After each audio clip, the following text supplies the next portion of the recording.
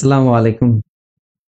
সবাইকে আবারও আমন্ত্রণ জানাই আমাদের GK talent hunt model test solve ক্লাসে।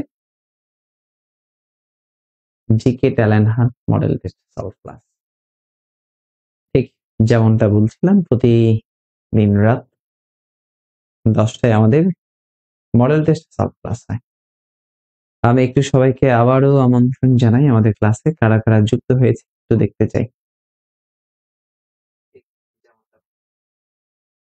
আমার কথা কি স্পষ্ট শোনা যাচ্ছে কিনা একটু জানাবেন। আমার সাউন্ডটা ক্লিয়ার আছে কিনা আমাকে ঠিক স্পষ্ট করে আপনারা শুনতে পান। কতজন মানুষ যুক্ত হয়েছেন আমরা একটু আমাদের টাইমলাইন গুলোতে শেয়ার করে রাখতে চাই, দিতে চাই ক্লাসটা যে যেখান থেকে দেখছেন, যে যেখান থেকে দেখছেন শেয়ার করে দেবেন ক্লাসটা। আমরা গতদিন কত পর্যন্ত সলভ করেছিলাম কেউ যদি একটু বলতে পারেন। আমরা গতদিন কত পর্যন্ত সলভ করেছিলাম মডেল টেস্ট, আমরা গতদিন কত পর্যন্ত সলভ করেছিলাম। ইতিমধ্যে আমাদের সাথে 70 জন মানুষ যুক্ত হয়েছেন, আলহামদুলিল্লাহ। সালমা বলছেন একটু বন্ধুদেরকে সবাইকে মেনশন করে দেন যারা রেগুলার ক্লাস করে আমার।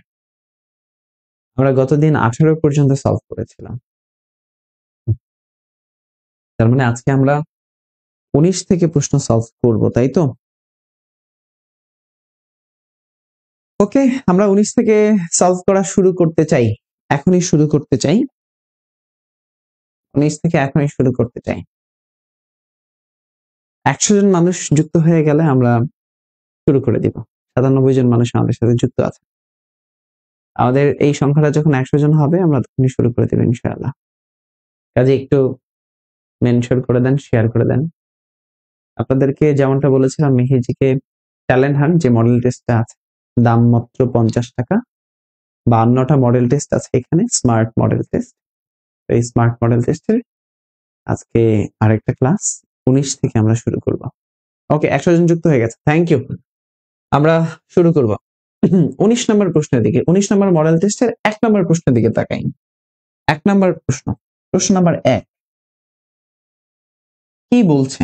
বলছে 2024 সালে সাম্প্রতিক প্রশ্ন, সেপ্টেম্বরে জাতিসংঘের কততম সাধারণ পরিষদের অধিবেশন অনুষ্ঠিত হয়? এই যে জাতিসংঘের কততম অধিবেশন অনুষ্ঠিত হয়, এটা চ ইউনিটে আসছে না, ঢাকা বিশ্ববিদ্যালয়ে চ ইউনিটে আসছিল। জাতিসংঘের কততম অধিবেশনে, কততম 79 অধিবেশনে যুক্ত, এখানে যুক্ত হয়েছিলেন কে? ডক্টর মোহাম্মদ ইউনূস। এই অধিবেশনে যুক্ত ছিলেন কে? এই অধিবেশনে ডক্টর মোহাম্মদ ইউনূস কিন্তু গিয়েছিলেন। 2 নম্বর প্রশ্ন, আজকে ওয়ান শটে প্রশ্ন সলভ করব, জাস্ট ওয়ান শটে প্রশ্ন সলভ, মানে আজকে ধূপধাপ অ্যান্সার হবে। বিগত ক্লাসগুলোতে তো ব্যাখ্যা পড়িয়েছে, আজকে ধূপধাপ অ্যান্সার। ওকে, দেশের একমাত্র এলিফ্যান্ট ওভারপাস কোথায় নির্মিত হয়? দেশের একমাত্র এলিফ্যান্ট ওভারপাস কোথায় নির্মিত হয়? সন্দ্বীপ চট্টগ্রাম, জিলংজা কক্সবাজার, পায়রা পটুয়াখালী, লোহাগড়া চট্টগ্রাম। ব্যাখ্যা করে, এই যে সন্দ্বীপ চট্টগ্রাম, এখানে একটা দ্বীপ আছে, চট্টগ্রামে সন্দ্বীপ আছে। প্রাচীনকালে এই দ্বীপে জাহাজ নির্মাণ করা হতো, এই দ্বীপটাতে জাহাজ নির্মাণ করা হতো।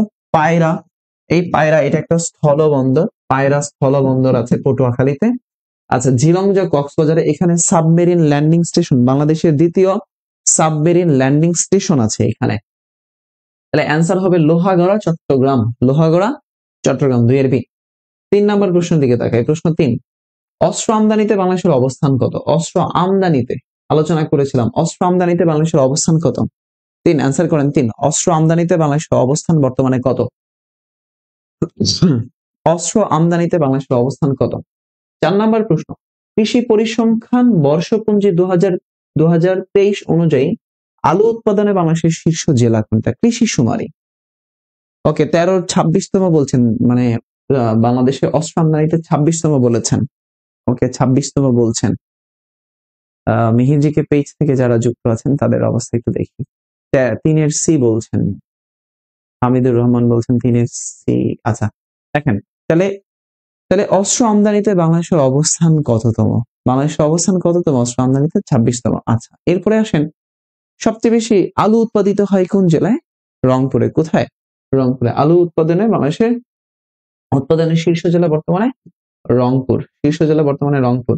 আচ্ছা, 5 নাম্বার প্রশ্নের দিকে তাকাই। বৈশ্বিক সন্ত্রাস সূচকের শীর্ষ দেশ। বৈশ্বিক সন্ত্রাস সূচকের শীর্ষ দেশ কোনটা? বৈশ্বিক সন্ত্রাস সূচকের শীর্ষ দেশ ইরাক, আফগানিস্তান, ইসরায়েল, যুক্তরাষ্ট্র। ইরাক, আফগানিস্তান, যুক্তরাষ্ট্র। কোন দেশ বৈশ্বিক সন্ত্রাস সূচকে? সূচকের নাম হচ্ছে সন্ত্রাস সূচকে, বৈশ্বিক সন্ত্রাস সূচকে আফগানিস্তান। বৈশ্বিক সন্ত্রাস সূচকের শীর্ষ দেশ কোন দেশ? আফগানিস্তান। কোন দেশ? আফগানিস্তান। Thank you. ক্লাসটা একটু শেয়ার করে দিবেন। আফগানিস্তান। কোন দেশ? আফগানিস্তান। 5 আফগানিস্তান। Thank you. কোন নদীটি বঙ্গ জনপদের উত্তরাঞ্চলের সীমানায় অবস্থিত ছিল? কোন নদীটা বঙ্গ জনপদের উত্তরাঞ্চলে? বঙ্গ জনপদের উত্তরাঞ্চলে। তাহলে বঙ্গ জনপদের উত্তর দিকে যে নদীটা ছিল সেই নদীটার নাম কি? পদ্মা না? যেটা গঙ্গা নদী। বঙ্গ জনপদের উত্তর দিকে যে নদীটা ছিল সেটা কি? পদ্মা নদী। তাহলে অর্থাৎ গঙ্গা নদী। তক্ষশিলা কোথায় আছে? তক্ষশিলা কোন দেশে আছে? চীনে, পাকিস্তানে, ভারতে, নেপালে। তক্ষশিলা বিশ্ববিদ্যালয় কোথায় আছে? তক্ষশিলা বিশ্ববিদ্যালয় কোথায় আছে? পাকিস্তানের অদুনাতে। কোথায়? তাহলে তক্ষশিলা বিশ্ববিদ্যালয় কোথায় আছে? পাকিস্তানে। তক্ষশিলা বিশ্ববিদ্যালয়। আচ্ছা, সূর্য সৌরজগতের কেন্দ্রে অবস্থিত এবং পৃথিবী সূর্যের চতুর্দিকে পরিভ্রমণ করছে, এই তথ্যটা কে দিয়েছিলেন? এই যে পরিভ্রমণ করে সূর্য সৌরজগতের কেন্দ্রে অবস্থিত, পৃথিবী সূর্যের চারিদিকে যে ঘুরে, এটা কে দিয়েছিলেন সর্বপ্রথম? কোপারনিকাস। কে দিয়েছিলেন?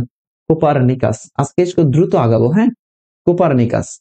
বিশ্বের প্রথম রোবোটিক হার্ট প্রতিস্থাপন হয় কোন দেশে? বিশ্বের প্রথম কোন দেশ রোবোটিক হার্ট প্রতিস্থাপন করে? রোবোটিক হার্ট প্রতিস্থাপন করা হয় কোন দেশে? বিশ্বের প্রথম কোন দেশ রোবোটিক হার্ট প্রতিস্থাপন করে? দেখেন, যে দেশের সংবিধান নাই, নদী নাই, নদী বন্দর নাই, সমুদ্র বন্দর নাই, সেই দেশটার নাম হচ্ছে সৌদি আরব। সৌদি আরব প্রথম হার্ট প্রতিস্থাপন করেছে যে দেশ, তার নাম হলো সৌদি আরব। দিল্লির সিংহাসনে অধিষ্ঠিত প্রথম মুসলিম নারীকে? বেগম রাজিয়ার কথা মনে আছে? বেগম রাজিয়া দিল্লির সিংহাসনের প্রথম অধিষ্ঠিতকারী নারী, রাজিয়া সুলতানা। তাহলে এই যে সুলতানা রাজিয়া। ওকে, নূরজাহান সম্রাট শাহজাহানের স্ত্রী, জাহাঙ্গীরের স্ত্রী ছিলেন। মমতাজ শাহজাহানের স্ত্রী ছিলেন। তাহলে সুলতানা রাজিয়া দিল্লির সিংহাসনে আরোহণকারী প্রথম নারী ছিলেন তিনি। ওকে, 11 নম্বর, ভাস্কো দা গামা ভারতের কোন বন্দরে প্রথম পৌঁছাইছিলেন? এই যে আমাদের ইউরোপীয় বণিকদের আগমন যে ঘটে, সেখানে আমরা পড়ি ভাস্কো দা গামা ভারতের সর্বপ্রথম যে বন্দরে পৌঁছেছিলেন সেটা ভারতের কালিকট বন্দরে। কোন বন্দরে? ভারতের কালিকট বন্দরে। কোন বন্দরে পৌঁছাইছিলেন প্রথম? ভারতের কালিকট বন্দরে। কোন বন্দরে? ভারতের কালিকট বন্দরে। আচ্ছা, 12 নম্বর কোশ্চেন। আজকে ব্যাখ্যা কম হবে, আজকে সলভ বেশি হবে। ব্যাখ্যা কম হবে, সলভ বেশি হবে। আজকে আমরা বিগত 19টা মডেল টেস্টে প্রচুর পরিমাণে ব্যাখ্যা আপনাদেরকে দিয়েছিলাম, তাই না? বিগত 19টা মডেল টেস্টে আমরা প্রচুর ব্যাখ্যা দিয়েছি না আপনাদেরকে? তো আজকে আপনারা আমার সাথে একটু শোনেন, আলোচনা দেখেন। তাহলে বলেন, তাহলে এই যে হায়ারোগ্লিফিক যে সভ্যতার প্রাচীন লিখন পদ্ধতি, বিভিন্ন সভ্যতায় বিভিন্ন লিখন পদ্ধতি আমরা দেখেছি, তাই না? তাহলে হায়ারোগ্লিফিক্স লিখন পদ্ধতি কোন সভ্যতার? একটু আমাকে কমেন্ট করে জানান। হায়ারোগ্লিফিক্স লিখন পদ্ধতি কোন সভ্যতার সময় আমরা দেখতে পাই? হায়ারোগ্লিফিক্স লিখন পদ্ধতি মিশরীয় সভ্যতা। তাহলে দেখেন, এই হায়ারোগ্লিফিক্স হচ্ছে পবিত্র অক্ষর। হায়ারোগ্লিফিক্স শব্দের অর্থ হচ্ছে পবিত্র অক্ষর, হ্যাঁ, পবিত্র অক্ষর। তাহলে মিশরীয় সভ্যতা গড়ে উঠেছিল নীল নদের তীরে। মিশরীয় সভ্যতা, এদের সবচেয়ে বড় আবিষ্কার হচ্ছে পিরামিড আবিষ্কার। এই মিশরকে বলা হয় পিরামিডের দেশ, কিন্তু সবচেয়ে বেশি পিরামিড পাওয়া যায় দক্ষিণ সুদানে। আচ্ছা, এরা মিশরীয়রা মমি পদ্ধতি আবিষ্কার করেছিল। এই মিশরীয়দের সবচেয়ে বড় পিরামিড হচ্ছে ফারাও খুফুর পিরামিড। তারপরে তুতেনখামেনের সমাধি আবিষ্কার করা হয় 1922 সালে। আবিষ্কার করেছিলেন হাওয়ার কার্টার নামক একজন ব্যক্তি। মিশরীয় এরা অনেক স্ফিংস নির্মাণ করেছিল, মূর্তি টাইপের। এদের লিখন পদ্ধতি ছিল হায়ারোগ্লিফিক্স লিখন পদ্ধতি। এরা মিশরে এক ধরনের গাছ জন্মাতো, সেই গাছের নাম হচ্ছে প্যাপিরাস গাছ। সেই প্যাপিরাস গাছের ছাল থেকে আমরা পেপার আবিষ্কার হয়, আমরা এগুলো দেখেছি। আচ্ছা, এরপরে ব্যাবিলনীয় সভ্যতা আসে। এই ব্যাবিলনীয় সভ্যতা, সুমেরীয় সভ্যতা, এই দুইটা সভ্যতাই হলো মেসোপটেমীয় সভ্যতার একটা পর্যায়। পারস্য সভ্যতা গড়ে উঠেছিল ইরানে। আচ্ছা, এই জন্য ইরানের পূর্ব নাম হচ্ছে পারস্য। 13 নম্বর প্রশ্ন, আমরা হিন্দু মুসলমান যেমন সত্য তেমন তার চেয়ে বেশি সত্য আমরা বাঙালি। এই কথা অনেকবার প্রশ্ন আসছে। আমরা হিন্দু মুসলমান যেমন সত্য তার চেয়ে বাঙালি সত্য আমরা বাঙালি। এই কথা কে বলেছেন? ডক্টর মোহাম্মদ শহীদুল্লাহ। ওকে, এরপরের কোশ্চেন 14 নম্বর, 1971 সালে স্বাধীনবাংলা বেতার কেন্দ্র থেকে প্রচারিত চরমপত্র কে পরিচালনা এবং উপস্থাপন করতেন? এই চরমপত্র পাঠ করা হতো ঢাকাইয়া ভাষায়। চরমপত্র পাঠ করা হতো কোন ভাষায়? ঢাকাইয়া ভাষায়।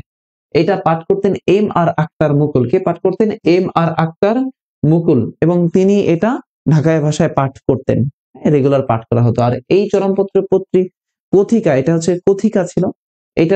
এটার পরিকল্পনা করে আব্দুল হান্নান ছিলেন।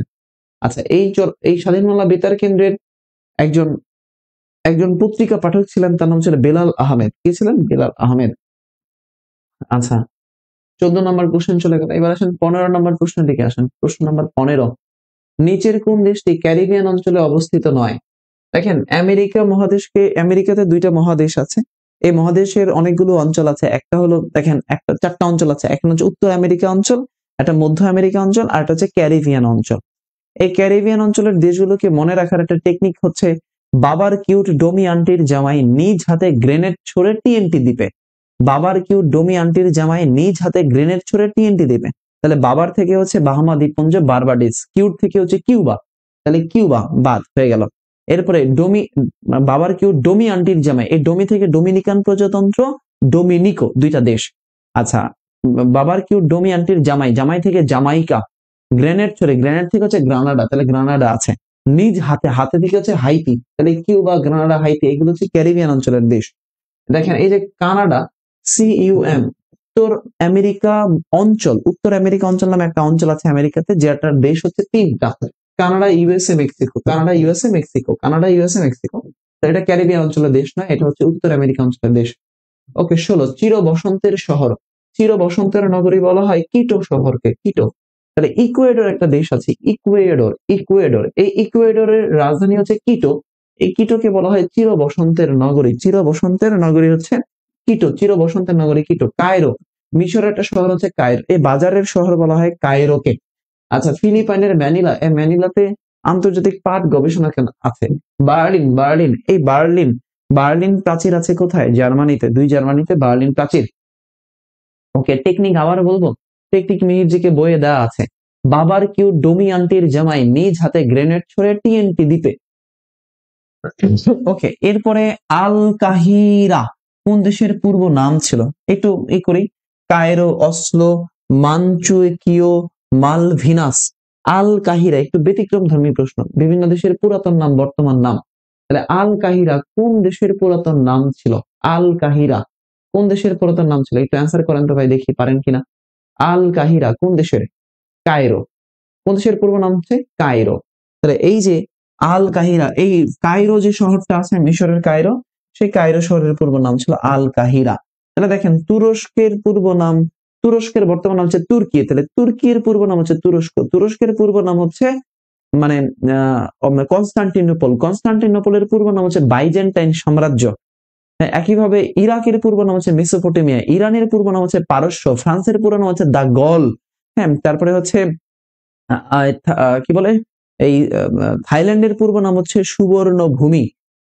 তারপরে হলো ফ্রিল্যান্ড বলা হয় থাইল্যান্ডকে। এই বিভিন্ন দেশের পুরাতন নাম বর্তমান আসে। যেমন চীনের পূর্ব নাম হচ্ছে ক্যাথে, চীনের পূর্ব নাম ক্যাথে। জাপানের পূর্ব নাম হচ্ছে নিপ্পন। হ্যাঁ, জাপানের পূর্ব নাম কি? নিপ্পন। এরপরে ধরেন মিয়ানমারের পূর্ব নাম কি আছে না? মিয়ানমারের পূর্ব নাম বার্মা। তারপরে চীনকে আগে গণচীন বলে বলা হতো, ক্যাথে বলা হতো। এরপরে আছে বিভিন্ন দেশের পূর্ব নাম আছে, বর্তমান আছে। যেমন কম্বোডিয়ার পূর্ব নাম হচ্ছে খেমার প্রজাতন্ত্র। তাহলে এই পুরাতন নাম বর্তমান থেকে একটা প্রশ্ন আসে, ভালো করে এগুলো দেখবেন, পুরাতন নাম বর্তমান নাম। বাংলাদেশের সর্বোচ্চ পর্বত শৃঙ্গের নাম কি? সর্বোচ্চ পর্বত শৃঙ্গের নাম হচ্ছে বিজয়। হ্যাঁ, লালমাই পাহাড় আছে কুমিল্লাতে, বাটালি পাহাড় আছে চট্টগ্রামে, কেওক্রাডং আছে বান্দরবানে, বিজয় আছে বান্দরবানে। বাংলাদেশের জাতীয় খেলা কি? বাংলাদেশের জাতীয় খেলা তো আমরা জানি কাবাডি খেলা, কিন্তু বাকিগুলো নিয়ে আলোচনা করি। ক্রিকেট কোন দেশের জাতীয় খেলা? ক্রিকেট বলেন তো কোন দেশের জাতীয় খেলা? আচ্ছা, ক্রিকেট জাতীয় খেলা কোন দেশের? এরপর আমাকে বলেন ব্যাডমিন্টন কোন দেশের জাতীয় খেলা? কমেন্টে জানাবেন। ক্রিকেট কোন দেশের জাতীয় খেলা? ব্যাডমিন্টন কোন দেশের জাতীয় খেলা? ষাঁড়ের লড়াই কোন দেশের জাতীয় খেলা? যেমন স্পেনের জাতীয় খেলা ষাঁড়ের লড়াই, ব্যাডমিন্টনের জাতীয় খেলা হচ্ছে ইন্দোনেশিয়া। এরপরে ক্রিকেট কোন দেশের? এটা তো ইংল্যান্ড, যে একজন বলেছে ইংল্যান্ড, থ্যাংক ইউ, ইংল্যান্ড। ওকে, এইগুলো পড়তে হবে। কপ, কপ মানে হচ্ছে কনফারেন্স অফ দ্য পার্টিস, কপ সম্মেলন, জলবায়ু নিয়ে যে সম্মেলনটা করে সেটাকে আমরা বলি কপ সম্মেলন, COP conference of the parties. তাহলে অ্যান্সার হবে C, conference of the parties. পুন্ড্র বর্ধনের পুন্ড্র শব্দের অর্থ কি? পুন্ড্র হচ্ছে একটা আখের জাত ছিল, ওই অঞ্চলে আখের ফলন অনেক ভালো হওয়ার কারণে ওই নগরীটার নাম হয়ে যায় পুন্ড্র নগর, আর ওখানে যারা বসবাস করি তাদের নাম হয়ে যায় পুন্ড্রবাসী। তাহলে এই পুন্ড্র ছিল একটা আখের জাত। ইউএনইপি, ইউএনইপি, আচ্ছা এটা পরিবেশ নিয়ে কাজ করে, তাহলে ইউএনইপি এর সদর দপ্তর কোথায় অবস্থিত বলেন তো? ইউএনইপি, ইউএনইপি এনভায়রনমেন্টাল প্রোগ্রাম নিয়ে কাজ করে, এর সদর দপ্তর কোথায় বলেন? ইউএনইপি সদর দপ্তর কোথায়? নাইরোবিতে। কোথায়? নাইরোবি। ইউএনইপি সদর দপ্তর কোথায়? নাইরোবি। তাহলে দেখেন অস্ট্রিয়ার ভিয়েনা, এই ভিয়েনা অস্ট্রিয়া, এখানে তেল গ্যাস জ্বালানি এগুলো নিয়ে যেগুলো আছে এগুলোর সদর দপ্তর হচ্ছে অস্ট্রিয়ার ভিয়েনা। ওয়াশিংটন ডিসি, টাকা পয়সা নিয়ে যে সংস্থাগুলো কাজ করে, আইএমএফ, ওয়ার্ল্ড ব্যাংক, হ্যাঁ, মিগা, আইসিসিড, তারপরে হচ্ছে আইডিএ, এগুলো টাকা পয়সা সম্পর্কিত সদর দপ্তর হচ্ছে ওয়াশিংটন ডিসি। খাদ্য রিলেটেড কোনো কিছু থাকলে, হ্যাঁ, ফুড এন্ড এগ্রিকালচারাল, খাদ্য related food and agricultural organisation, FAO, IFAD, এগুলো সদর দপ্তর আছে ইতালির রোমে। কোথায়? ইতালির রোমে। এগুলো সংস্থা থেকে আসছে। 23 নম্বর, পাটের জীবন রহস্য উদ্বোধন করেন কে? অর্থাৎ পাটের জিনোম আবিষ্কার করেন কে? ডক্টর মাকসুদুল আলম। পাটের জীবন আবিষ্কার করেন কে? ডক্টর মাকসুদুল আলম। আচ্ছা, বিশেষ অর্থনৈতিক অঞ্চল বিশ্বের কোন দেশের সবচেয়ে বেশি বিদ্যমান? আচ্ছা, বিশ্বের কোন দেশের সবচেয়ে বেশি অর্থনৈতিক অঞ্চল রয়েছে? এটাই কোশ্চেন হচ্ছে বিশ্বের কোন দেশের সবচেয়ে বেশি অর্থনৈতিক অঞ্চল রয়েছে, সেই দেশটার নাম কি? কোন দেশ? চীন। তাহলে বিশ্বের যে দেশের সবচেয়ে বেশি অর্থনৈতিক অঞ্চল আছে সেই দেশটার নাম হচ্ছে চীন। কোন দেশ? চীন। আজকে একটু প্রচুর পরিমাণে অ্যান্সার করার চেষ্টা করবেন, প্রচুর। বিশ্বের যে দেশে অর্থনৈতিক অঞ্চল রয়েছে সেই দেশটার নাম হচ্ছে চীন। রাডারের নজর এড়াতে সক্ষম মার্কিন জঙ্গি বিমানের নাম হচ্ছে স্টেলথ। রাডারের নজর এড়াতে যে বিমানটা সক্ষম তার নাম হচ্ছে স্টেলথ। আচ্ছা, রাষ্ট্রপতির অধ্যাদেশ সংবিধানের কোন অনুচ্ছেদে? রাষ্ট্রপতির অধ্যাদেশ সংবিধানের কোন অনুচ্ছেদে? রাষ্ট্রপতির অধ্যাদেশ সংবিধানের কোন অনুচ্ছেদে করতে পারে? 48, 65, 93, 141। রাষ্ট্রপতির অধ্যাদেশ। আজকে একটু ব্যাখ্যা কম হবে, আর ব্যাখ্যা হলেও এগুলো লিখবো না, জাস্ট বলবো মুখে। তাহলে রাষ্ট্রপতির অধ্যাদেশ সংবিধানের কত অনুচ্ছেদ? 93তম। ওকে, থ্যাংক ইউ যারা অ্যান্সার করছেন। 93তম অনুচ্ছেদ। কোন অনুচ্ছেদ? 93তম অনুচ্ছেদে। আচ্ছা, 100 ইয়ার্স অফ সলিটিউডেড, তাহলে 100 ইয়ার্স অফ সলিটিউড, হ্যাঁ, অর্থাৎ এটার বাংলা কি জানেন? নিঃসঙ্গতার 1 শতাব্দী। নিঃসঙ্গতার 1 শতাব্দী, 100 ইয়ার্স অফ সলিটিউড, নিঃসঙ্গতার 1 শতাব্দী কে লিখেছে? এই যে অরুন্ধতী রায়, খুবই গুরুত্বপূর্ণ একজন ব্যক্তি, হ্যাঁ, নোবেল, খুবই অরুন্ধতী একটা গ্রন্থ হচ্ছে, একটা গ্রন্থের নাম বলতে পারবেন? এই অরুন্ধতী রায়ের একটা গ্রন্থের নাম বলেন তো। অরুন্ধতী রায়ের একটা গ্রন্থের নাম বলেন। দ্য সিটি অফ গড, এরকম একটা গ্রন্থ হচ্ছে the city of God something. তারপরে Leo Tolstoy, war and peace গ্রন্থ হচ্ছে লিউ টলস্টয়। তাহলে গ্যাব্রিয়েল গার্সিয়া মার্কেজ। তাহলে দেখেন এই যে নিঃসঙ্গতার 100 বছর, হ্যাঁ, 1 শতাব্দী, তার কে লিখছেন? Gabriel Garcia Marquez. আচ্ছা, এর পরের কোশ্চেন, 28 নম্বর প্রশ্ন, কোন গ্রন্থের লেখক নোবেল বিজয়ী অমর্ত্য সেন নয়? অমর্ত্য সেন কোনটা লিখে নাই?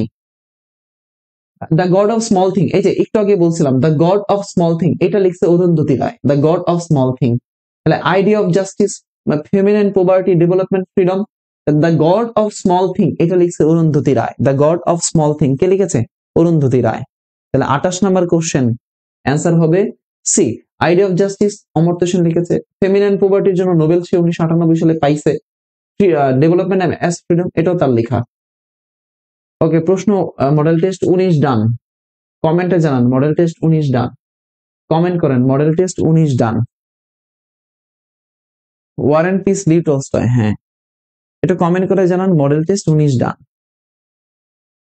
Model test 19 done. Model test 19 done, তাই তো? 19 ডান লিখেন। আলহামদুলিল্লাহ, 19 ডান। আজকে আমরা ইনশাল্লাহ 30 পর্যন্ত যাওয়ার চেষ্টা করব।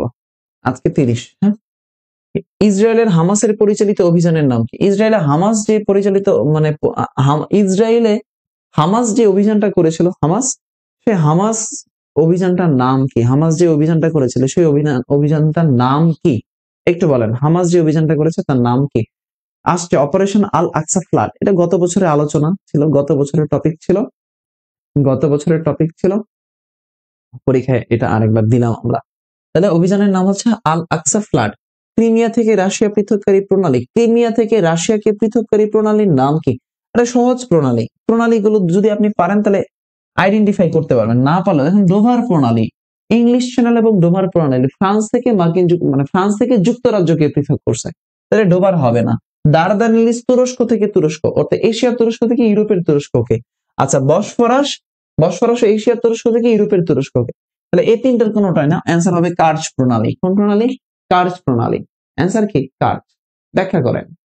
এরপরে আসেন 3 নম্বর কোশ্চেন, বর্তমানে বাংলাদেশের নিবন্ধিত রাজনৈতিক দলের সংখ্যা কয়টা? বর্তমানে নিবন্ধিত রাজনৈতিক দলের সংখ্যা অ্যান্সার করেন। বর্তমানে নিবন্ধিত রাজনৈতিক দল কয়টা আছে? 48টা। তাহলে নিবন্ধিত রাজনৈতিক দল কয়টা? 48টা। আচ্ছা, এরপরে এমপক্স নামকরণ করে কোন দেশের বিজ্ঞানীরা? তাহলে দেখেন, বর্তমানে একটা ভাইরাস খুব আলোচিত হয়েছে না, এমপিভি ভাইরাস। এই এমপিভি ভাইরাস নিয়ে পড়বেন, পরীক্ষায় প্রশ্ন আসবে। ওকে, দেখেন, এমপক্স এর নামকরণ করেন কোন দেশ? ডেনমার্ক। স্ক্যান্ডিনেভিয়ান অঞ্চলের দেশ হচ্ছে ডেনমার্ক। এই ডেনমার্ক নামকরণ করেছেন সর্বপ্রথম। আচ্ছা, বিশ্বের প্রথম এলএনজি টার্মিনাল নির্মিত হবে কোথায়? সেদিনও আলোচনা করেছে।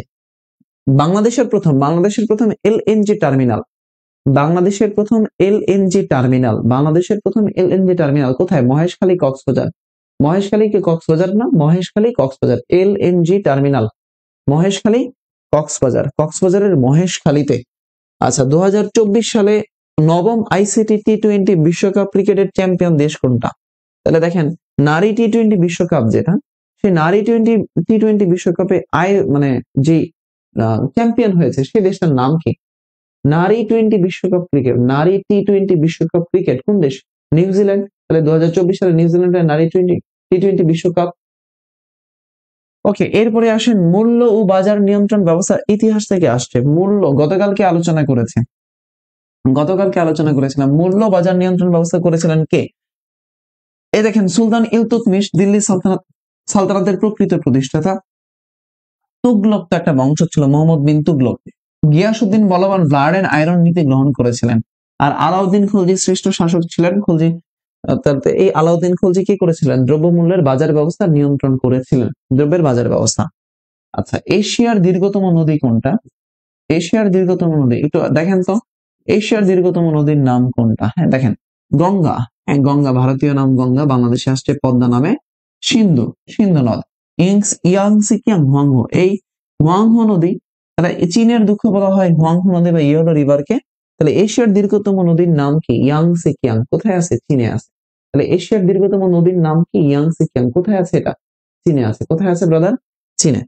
আচ্ছা, এরপরে আসেন, জাপানের সবচেয়ে বড় দ্বীপের নাম কি? জাপানের রাজধানী হচ্ছে টোকিও। জাপানের পূর্ব নাম হচ্ছে নিপ্পন। দ্বিতীয় বিশ্বযুদ্ধের সময় জাপানে পারমাণবিক বোমা ফেলা হয়। দুইটা বোমা ফেলা হয়, একটা হচ্ছে লিটল বয় আর একটা হচ্ছে ফ্যাট ম্যান।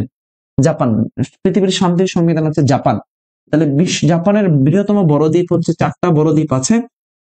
একটা নাম হচ্ছে হনশু, কিউশু, শিকোকু, হোক্কাইডো।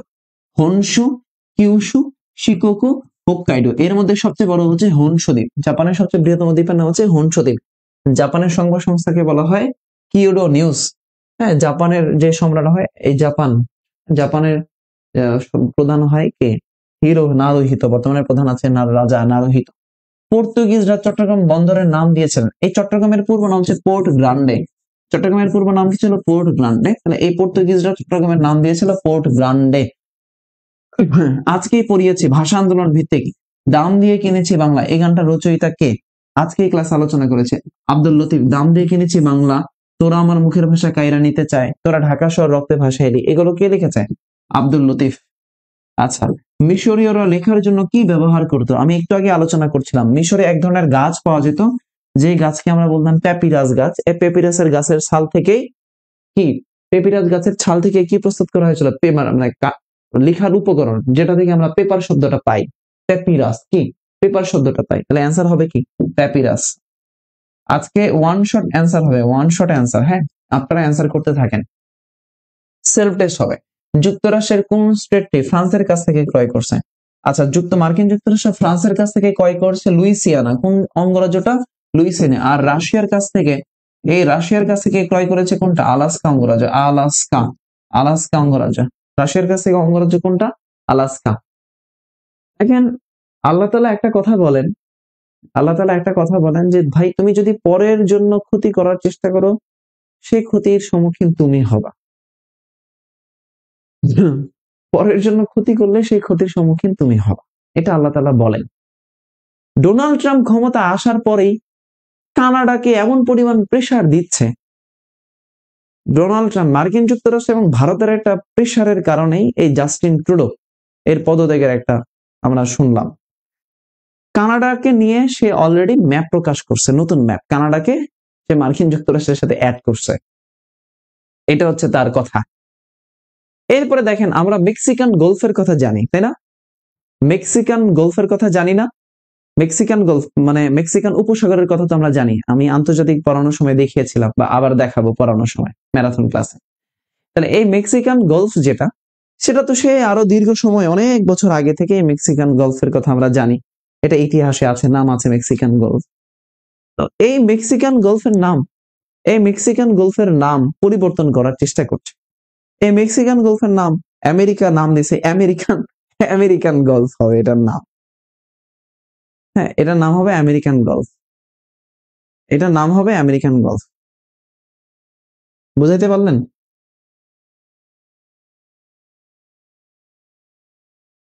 এই যে অবস্থা,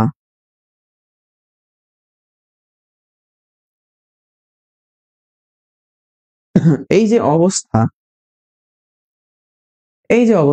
এই অবস্থার কারণে এই অবস্থা, এবার দেখেন, এর কথাই শুনেই এই জাস্টিন ট্রুডোর কথা শুনে গত পরশুদিন মেক্সিকার যে নারী প্রেসিডেন্ট আছেন ক্লোদিয়া সংবাদ সম্মেলন করেছে। তো ক্লোদিয়া বলছে তখন কি, আমেরিকাকে একটা জবাব দিছে। ক্লোদিয়া কি বললো? ক্লোদিয়া বললো যে আমেরিকা যদি বলে এই কথা, মেক্সিকান উপসাগরের কথা যদি বলে, মেক্সিকান গলফের কথা বলে, তাহলে আমেরিকার নাম পাল্টায় ফেলা উচিত। তাহলে আমরা আমেরিকাকে মেক্সিকোর সাথে অ্যাড করব, আমেরিকা দখল নিব, এবং এই আমেরিকার নাম তাহলে আমরা দিব হচ্ছে মেক্সিকান আমেরিকা। এই ক্লোদিয়া কিন্তু বলেছে এটা, আপনারা দেখবেন। শুধু তাই নয়, সংবাদ সম্মেলনে ক্লোদিয়া জিওগ্রাফির ক্লাসও নিয়েছে, জিওগ্রাফি সম্পর্কে বিশাল সে বক্তব্য দিয়েছে এই ক্লোদিয়া। তো এই হলো অবস্থা, বুঝতে পারছেন? এই ডোনাল্ড ট্রাম্প দেখেন, আগুন লাগছে না, এখন দাবানল হচ্ছে না, এই হলো অবস্থা। যাই হোক, এতে খুশি হওয়ার কিছু নেই, এটা একটা বৈশ্বিক কারণেই হয়। তো আমরা আল্লাহর কাছে দোয়া করি যে আমেরিকার যে অঞ্চলগুলোতে, যে স্টেটগুলোতে এই যে আগুন, এগুলো যেন খুব দ্রুতই ইতে চলে আসে। ওকে, আল্লাহ সবাইকে হেফাজত করুক আল্লাহ। আচ্ছা, এর পরের প্রশ্ন 14 নম্বর। সম্মেলনের শহর বা সিটি অফ কনফারেন্স বলা হয় কাকে? সম্মেলনের শহর বা সিটি অফ কনফারেন্স জেনেভা। দেখেন, ফ্রান্স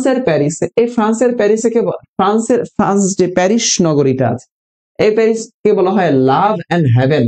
তাহলে লাভ এন্ড হেভেন এর দেশ কোনটা? লাভ এন্ড হেভেন বলা হয় কাকে? ফ্রান্সের প্যারিসকে। এই ফ্রান্সের প্যারিসকে বলা হয় সংস্কৃতের নগরী বা সিটি অফ কালচার, সংস্কৃতির নগরী বা সিটি অফ কালচার। এই জাপানকে বলা হয় সূর্যোদয়ের দেশ, হচ্ছে জাপান। কি দেশ? সূর্যোদয়ের দেশ হচ্ছে জাপান। এরপরে ভূমিকম্পের দেশ হচ্ছে জাপান। এই নিউ ইয়র্ককে বলা হয় গগনচুম্বী অট্টালিকার দেশ, বিগ অ্যাপেলের দেশ হচ্ছে নিউ ইয়র্ক। আর জেনেভা সুইজারল্যান্ডকে, এই জেনেভাকে বলা হয় কি? জেনেভাকে বলা হয় সম্মেলনের শহর বা সিটি অফ কনফারেন্স। আচ্ছা, বর্তমানে বাংলাদেশের বিমান বাহিনী বিমান বাহিনীর প্রথম প্রধান কে ছিলেন? আচ্ছা, বিমান বাহিনীর প্রথম প্রধান কে ছিলেন? বাংলাদেশের মুক্তিযুদ্ধকালীন সময়ে বাংলাদেশের মুক্তিযুদ্ধকালীন সময়ে পাকিস্তান যখন আত্মসমর্পণ করে তখন যে ব্যক্তিটা আত্মসমর্পণে বাংলাদেশের পক্ষে প্রতিনিধিত্ব করেছিলেন তার নাম হচ্ছে গ্রুপ ক্যাপ্টেন এ কে খন্দকার। তার নাম কি ছিল? গ্রুপ ক্যাপ্টেন এ কে খন্দকার। তাহলে এই এ কে খন্দকারই ছিলেন বাংলাদেশের প্রথম বিমান বাহিনীর প্রধান ছিলেন। গ্রুপ ক্যাপ্টেন এ কে খন্দকার, গ্রুপ ক্যাপ্টেন এ কে খন্দকার, গ্রুপ ক্যাপ্টেন এ কে খন্দকার। বুঝাতে পারলাম? ওকে, আসেন এরপরে আসেন প্লাইস্টোসিন চত্বর কোথায়? আমরা ভূপ্রকৃতির মধ্যে আলোচনা করেছি যে বাংলাদেশের ভূপ্রকৃতি তিনটা ভাগে ভাগ করা যায়: টারশিয়ারি যুগের পাহাড়, প্লাইস্টোসিন কালের সোপান, সাম্প্রতিক কালের প্লাবন সমভূমি। তাহলে দেখেন এই যে সিলেট অঞ্চলে এগুলো টারশিয়ারি যুগের পাহাড় আমরা দেখি। বান্দরবান এগুলো এখানে যে পাহাড় আছে সেগুলো টারশিয়ারি যুগের পাহাড়। তাহলে টাঙ্গাইলের মধুপুর বনাঞ্চল, এই টাঙ্গাইলের মধুপুর বনাঞ্চল আর গাজীপুরের ভাওয়ালের গড় এগুলো কি ছিল? এগুলো হচ্ছে প্লাইস্টোসিন কালের সোপান বা চত্বর ভূমি। কুমিল্লার লালমাই পাহাড়, টাঙ্গাইলের মধুপুর বনাঞ্চল, গাজীপুরের ভাওয়ালের গড়, হ্যাঁ এগুলো কি প্লাইস্টোসিন কালের সোপান। রাজশাহীর বরেন্দ্র ভূমি। আচ্ছা, উত্তর কোরিয়ার পার্লামেন্টের নাম কি? একটু দেন তো, উত্তর কোরিয়ার পার্লামেন্টের নাম কি? Supreme People's Assembly. উত্তর কোরিয়ার পার্লামেন্টের নাম কি? Supreme People's assembly.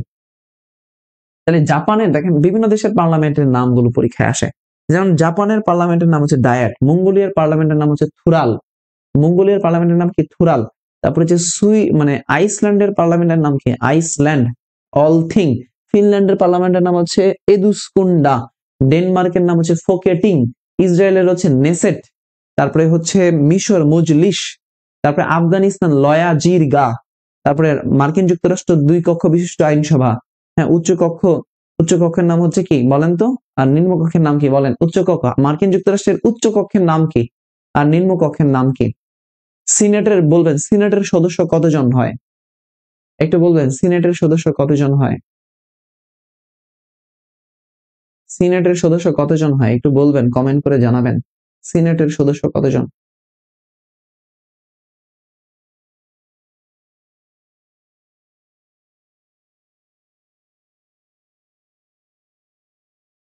একশো জন। Thank you. সিনেটের সদস্য হয় 100 জন। আপনারা ক্লাসটা শেয়ার করে দেন, এই কয়জন মানুষ ক্লাস দেখছেন। আচ্ছা, এরপরে আসেন বাংলাদেশের আন্তর্জাতিক ক্রিকেটে প্রথম অংশ নেয় কত সালে? বাংলাদেশ আন্তর্জাতিক ক্রিকেটে অংশ নেয় কত সালে ভাই? 1978 সালে। কত সালে? বাংলাদেশ আন্তর্জাতিক ক্রিকেটে অংশ নেয় 1978 সালে। তাহলে গোবিন্দ ভিটা, দেখেন ভিটা, গোবিন্দ ভিটা, বৈরাগীর ভিটা, ক্ষুদার পাথর ভিটা। গোবিন্দ ভিটা, বৈরাগীর ভিটা, ক্ষুদার পাথর ভিটা এগুলো কোথায় আছে? এগুলো মহাস্থানগড়ে আছে। ময়নামতি, শালবন বিহার, ভোজ বিহার, আনন্দ বিহার এগুলো আছে কুমিল্লাতে। এই যে আনন্দ বিহার, ময়নামতি বিহার, ভোজ বিহার এগুলো আছে কুমিল্লায়। তাহলে বৈরাগীর ভিটা, বৈরাগীর ভিটাটা আছে কোথায়? মহাস্থানগড়ে। অপশনে বগুড়াও আছে। এখন বগুড়া দাগাবো না মহাস্থানগড় দাগাবো? এখন আছে জায়গাটা হচ্ছে বগুড়ার মহাস্থানগড়ে, মানে মহাস্থানগড়ে অ্যাপ্রোপ্রিয়েট আছে। মহাস্থানগড়টা অ্যাপ্রোপ্রিয়েট আছে। ফ্রাইডে ফর ফিউচার এটা একটা পরিবেশ বাদকারী আন্দোলন। এই যে আমরা কয়েক বছর আগেও দেখেছিলাম সুইডিশ একটা কন্যা ছিল গ্রেটা থুনবার্গ। সুইডিশ কন্যা গ্রেটা থুনবার্গ এই সাপ্তাহিক শুক্রবারটা গাছ লাগানো কর্মসূচি করেছেন স্কুলের মধ্যে, আলোচনায় এসেছিলেন, যাকে পরিবেশ কন্যা নামে উপাধি দেওয়া হয়, গ্রেটা থুনবার্গ। সেই গ্রেটা থুনবার্গের যে আলোচনায় এসেছিলেন ফ্রাইডে ফর ফিউচার অর্থাৎ পরিবেশ রক্ষার জন্য গাছ লাগানো, সেটা হচ্ছে এই পরিবেশবাদী আন্দোলন। আচ্ছা, আমি বলছিলাম আপনাদেরকে টাকা পয়সা রিলেটেড যেগুলা এগুলো সদর দপ্তর ওয়াশিংটন ডিসিতে। তাহলে ওয়ার্ল্ড ট্রেড অর্গানাইজেশন কি নিয়ে কাজ করে? ওয়ার্ল্ড ট্রেড অর্গানাইজেশন কি বলে ব্যাংক ব্যবস্থা নিয়ে যেগুলো সদর দপ্তর সেগুলোর কোথায়? সেগুলো হচ্ছে ওয়াশিংটন ডিসিতে। এবার আসেন WTO, WHO World Health Organization, WMO World Meteorological Organization, WIPO World Intellectual Property Organization, ILO International Labour Organization. তাহলে এই যে UNHCR United Nations High Commission for Refugees, তাহলে আপনি এখানকার সবগুলা না পারলেও একটা পারলে এই অ্যান্সারটা করা যাবে। যেমন দেখেন ডাব্লিউআইপিও এটা কি জিআই পণ্যকে স্বীকৃতি দেয়, জিআই পণ্য। তাহলে এটা সদর দপ্তর জেনেভা সুইজারল্যান্ড, জেনেভা। তাহলে এখানে সবগুলো সদর দপ্তর কোথায়? Geneva Switzerland. কোথায় আছে? Geneva Switzerland. আচ্ছা, পাটের একটা জাত, তোষা পাট, মিস্তা পাট, কিসের জাত? পাটের জাত। তোষা মেস্তা, তোষা মেস্তা পাটের জাত, পাটেরই তো জাত না? তোষা মেস্তা কিসের জাত? পাটের জাত না তোষা পাট, মিস্তা পাট, পাটের জাত। আচ্ছা, বাংলাদেশের রাষ্ট্রপতি, প্রধানমন্ত্রী, স্পিকার, সংসদ সদস্য কত বছরের জন্য নির্বাচিত হন? এটা তো সহজ প্রশ্ন। 5 বছরের জন্য নির্বাচিত হন তারা। আন্তর্জাতিক অর্থ তহবিল IMF এর কার্যক্রম কবে শুরু হয়? IMF এর কার্যক্রম কবে শুরু হয়েছে? 1945 সালে, 1947 সালে, 1946 সালে, 1948 সালে? IMF, ইন্টারন্যাশনাল মনিটারি ফান্ড, এই IMF গঠিত হয়েছিল ব্রেটন উডস সম্মেলনের মাধ্যমে। ব্রেটন উডস সম্মেলন, ব্রেটন উডস সম্মেলন হয়েছে 1944 সালে। তাহলে IMF কবে গঠিত হয়? একটু আমাকে বলেন, IMF কবে গঠিত হয়? IMF কবে গঠিত হয়? মানে এর কার্যক্রমটা চললো কবে? IMF কার্যক্রম কবে চলে? IMF এর কার্যক্রম, IMF এর কার্যক্রম, IMF এর কার্যক্রম কবে চলে? 1947 সালে। আনুষ্ঠানিকভাবে তার কার্যক্রমটা শুরু হয় 1947 সাল থেকে। ইরানের পরমাণু চুক্তি স্বাক্ষর করেছে কোন পক্ষের সঙ্গে? P5+1, পৃথিবীতে 5টা শক্তিধর দেশ এবং ইরান পরমাণু চুক্তি করেছে, যেটাকে আমরা P5+1 বলি। পার কান্ট্রি 5টা দেশ এবং 1।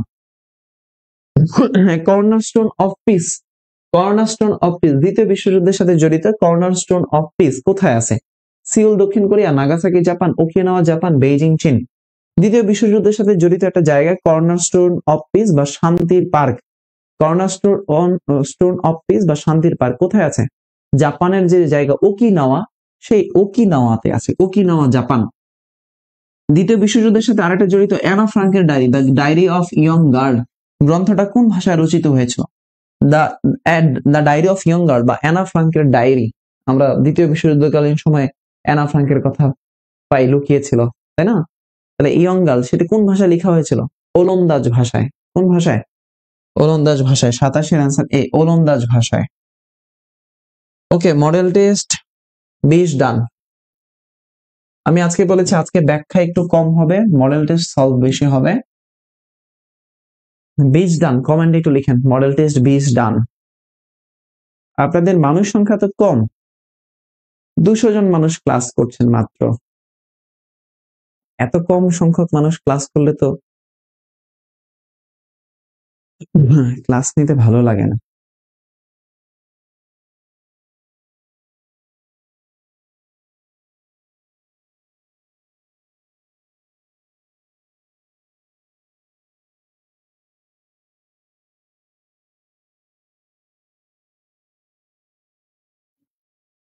বলেন মডেল টেস্ট 20 ডান, 20 পর্যন্ত ডান, 20 পর্যন্ত ডান, বলেন 20 পর্যন্ত ডান। মডেল টেস্ট 20 ডান। আচ্ছা, যারা যারা এই লাইভ ক্লাসটা দেখছেন এরা তো লাইভ ক্লাসের রিয়্যাক্ট দেন না, শুধু ক্লাসে জয়েন করে ফেলেন। যারা যারা এই লাইভ ক্লাসের পোস্টটাতে রিয়্যাক্ট দেন নাই, তারা একটা পোস্টটাতে আগে রিয়্যাক্ট দেন তো ভাই। লাইভ ক্লাসের যে একটা পোস্ট হলো না, এই পোস্টটাতে অন্তত রিয়্যাক্ট দিবেন না আপনি? তো ভাই রিয়্যাক্ট করেন, একটা লাইক রিয়্যাক্ট দেন তো। মানে এটা লাভ না দিয়ে কি অন্য কিছু দেয়া যায়? কেয়ার ফেয়ার দেয়া যায় না? তো দেন না। অর্ণব ভাই, অর্ণব স্যারকে একটু দেন।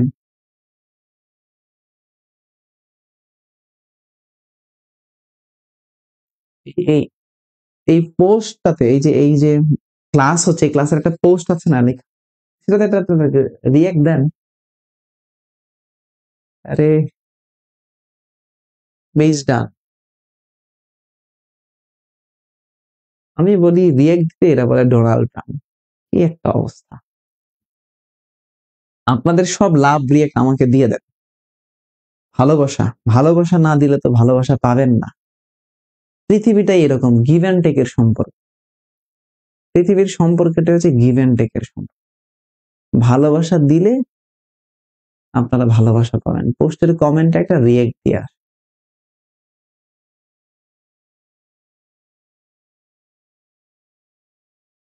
আচ্ছা চলেন আমরা আসি।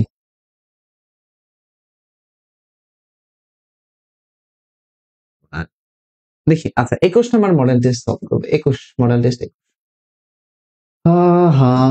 2023 সালে সাহিত্যে নোবেল পুরস্কার লাভ করছেন কে? 2023-এ বলেছেন।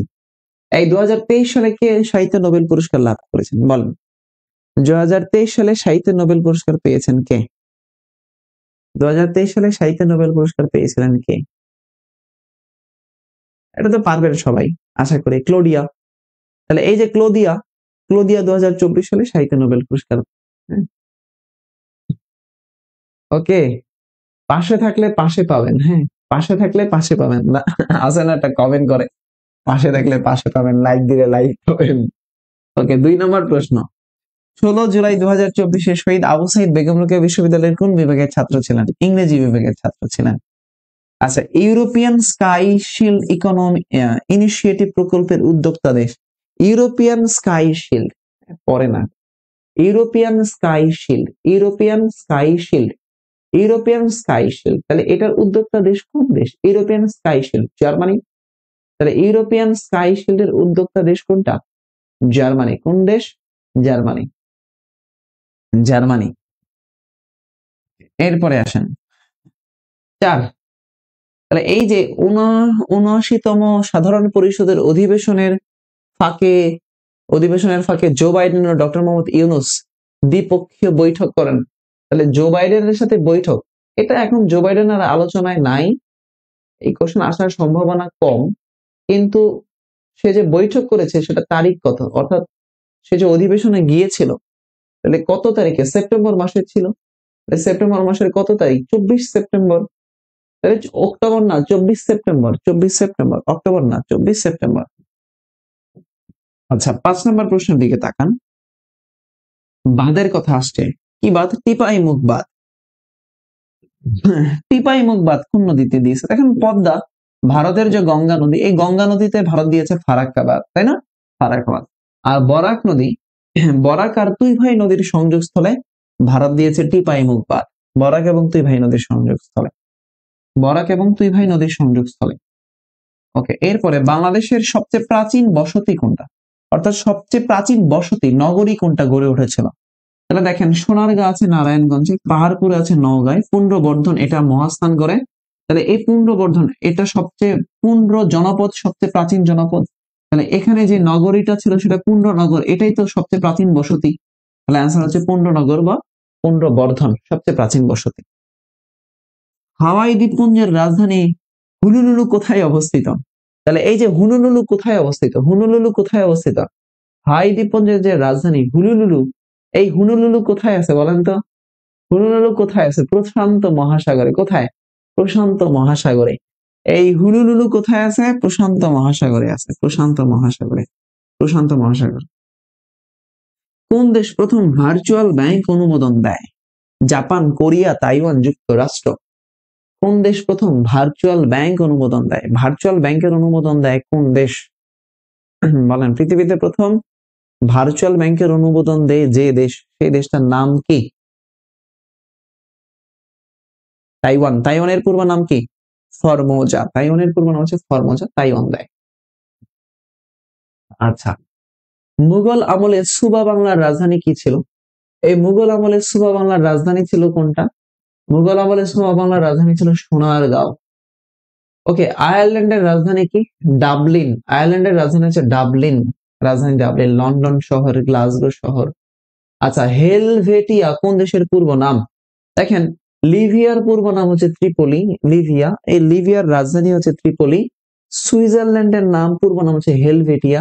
জাম্বিয়ার পূর্ব নাম হচ্ছে খুব সম্ভবত দক্ষিণ রোডেশিয়া, দক্ষিণ রোডেশিয়া। তাহলে হেলভেটিয়া, সুইজারল্যান্ডের পূর্ব নাম হচ্ছে হেলভেটিয়া। তাইওয়ানের পূর্ব নাম হচ্ছে ফরমোজা, চীনের পূর্ব নাম হচ্ছে ক্যাথে। আছে না, জাপান সাবেক সোভিয়েত ইউনিয়ন ছিল। তাহলে সুইজারল্যান্ড। আচ্ছা, a short history of the Saracens বইয়ের রচয়িতা কে? A short history of the Saracens, পারবেন এটা? পারলে চকলেট দিব, এটা পারলে চকলেট দিব। A short history of Saracens খুবই গুরুত্বপূর্ণ, অনেকবার আসছে। সৈয়দ আমির আলী, সৈয়দ আমির আলী, সৈয়দ আমির আলী, সৈয়দ আমির আলী। অবিভক্ত বাংলার সর্বশেষ গভর্নর কে ছিলেন? অবিভক্ত বাংলার সর্বশেষ গভর্নর কে ছিলেন? সর্বশেষ অবিভক্ত বাংলার স্যার জন হার্ভার্ড, স্যার এফ বারোজ অ্যান্ডারসন, আর জি কে সি। অবিভক্ত বাংলার সর্বশেষ গভর্নর কে ছিলেন? অবিভক্ত বাংলার গভর্নর, অবিভক্ত বাংলার কেন? বারোজের নাম শুনেছেন কখনো? স্যার এফ বারোজ ছিলেন অবিভক্ত বাংলার সর্বশেষ গভর্নর। অবিভক্ত বাংলার সর্বশেষ গভর্নর ছিলেন স্যার এফ বারোজ। 1970 সালে সাধারণ নির্বাচনের প্রধান নির্বাচন কমিশনার কে ছিলেন? 1970 সালে যে নির্বাচন হলো, সেই 1970 সালে আওয়ামী লীগ সংখ্যাগরিষ্ঠ ভোট পেয়ে জয়লাভ করলো, নিরঙ্কুশ জয়লাভ করলো। ওকে, তাহলে বলেন 1970 সালে সাধারণ নির্বাচনের প্রথম নির্বাচন কমিশনার কে ছিলেন? বিচারপতি আবু সাইদ চৌধুরী, বিচারপতি এম এন হুদা, বিচারপতি এ বি সিদ্দিকী, বিচারপতি আব্দুস সাত্তার। 70 সালের নির্বাচনে কে সাত্তারের নাম ছিলেন? এই বিচারপতি আব্দুস সাত্তার। কে ছিলেন? বিচারপতি আব্দুস সাত্তার। চলচ্চিত্রের আদি আবিষ্কারক হিসেবে খ্যাত কোনটা? চলচ্চিত্রের আদি আবিষ্কারক মাইকেল ব্রাদার্স, লুমিয়ার ব্রাদার্স এর নাম শুনেছেন কখনো? Richard brothers, William brothers, Michael brothers, Lumière brothers. আপনারা চলচ্চিত্রের পার্টটা যখন পড়বেন তখন এই প্রশ্নগুলো পাবেন। মিউজিকে ফাইনাল সাজেশনে চলচ্চিত্রের অংশটা দেয়া আছে, হলিউড নিয়ে কথা বলা আছে, লুমিয়ার ব্রাদার্স নিয়ে কথা বলা আছে সেখানে। হ্যাঁ, বিভিন্ন চলচ্চিত্র আছে, অস্কার নিয়ে কথা বলা আছে। এই পার্টটা দেখবেন, চলচ্চিত্রের অংশ। চলচ্চিত্র আবিষ্কারক হিসেবে লুমিয়ার ব্রাদার্স চলচ্চিত্রের জন্য। পলিটিক্যাল আইডিয়ালস, এই পলিটিক্যাল আইডিয়ালস গ্রন্থের লেখক কে? Russell, Hobbes, Locke, Machiavelli. তাহলে দেখেন আধুনিক রাষ্ট্রবিজ্ঞানের জনককে? ম্যাকিয়াভেলিকে বলা হয়, তাই না? ম্যাকিয়াভেলি। আর বার্ট্রান্ড রাসেল, রাসেল মানে হচ্ছে বার্ট্রান্ড রাসেল, সে লিখেছে পলিটিক্যাল আইডিয়ালস এই গ্রন্থটা। Bertrand Russell, political ideals. আর হচ্ছে জন লক, হবস, সমাজবিজ্ঞানের সাথে জড়িত। আচ্ছা, মুক্তিবাহিনী ওয়ার স্ট্র্যাটেজি, স্ট্র্যাটেজি কি নামে পরিচিত? মুক্তি বাহিনী কোথায় গড়ে উঠেছিল? 1971 সালের 4 এপ্রিল।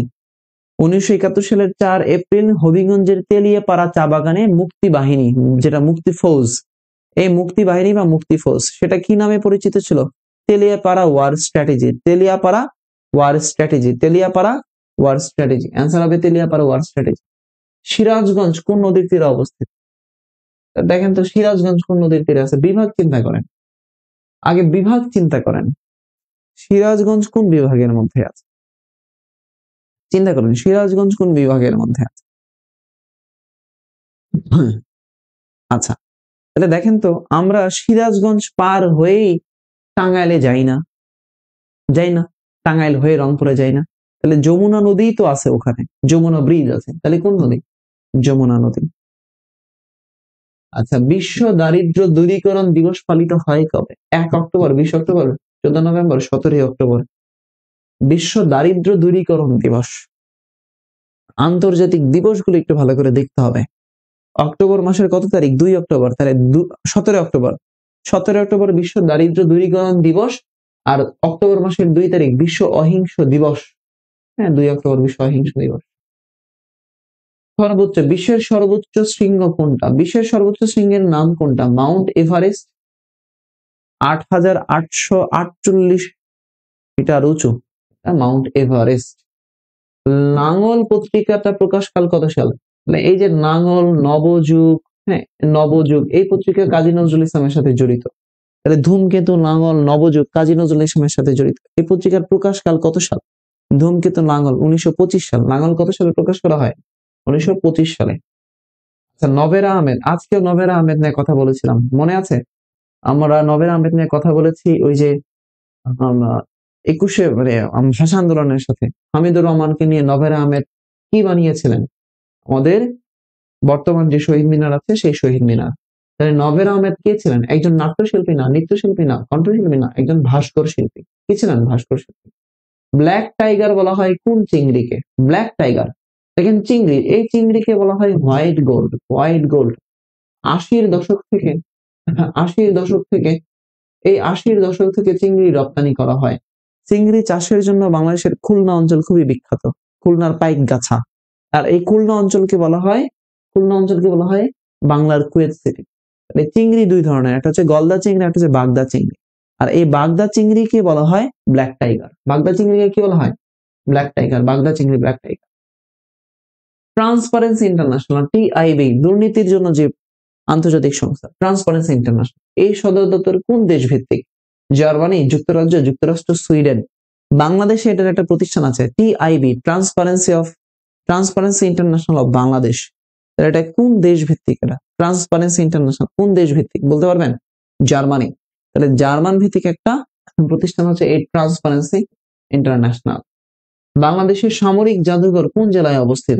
তাহলে দেখেন দেখেন এই যে কুমিল্লা, এই কুমিল্লাতে বার্ড আছে, কুমিল্লাতে শালবন বিহার, বিহার টিহার আছে, বগুড়া গুরুত্বপূর্ণ জায়গা, ঐতিহাসিক জায়গা, যশোর সীমান্তবর্তী জায়গা, আর ঢাকা, এই ঢাকাতে সবচেয়ে বেশি জাদুঘর ফাদুঘর আছে।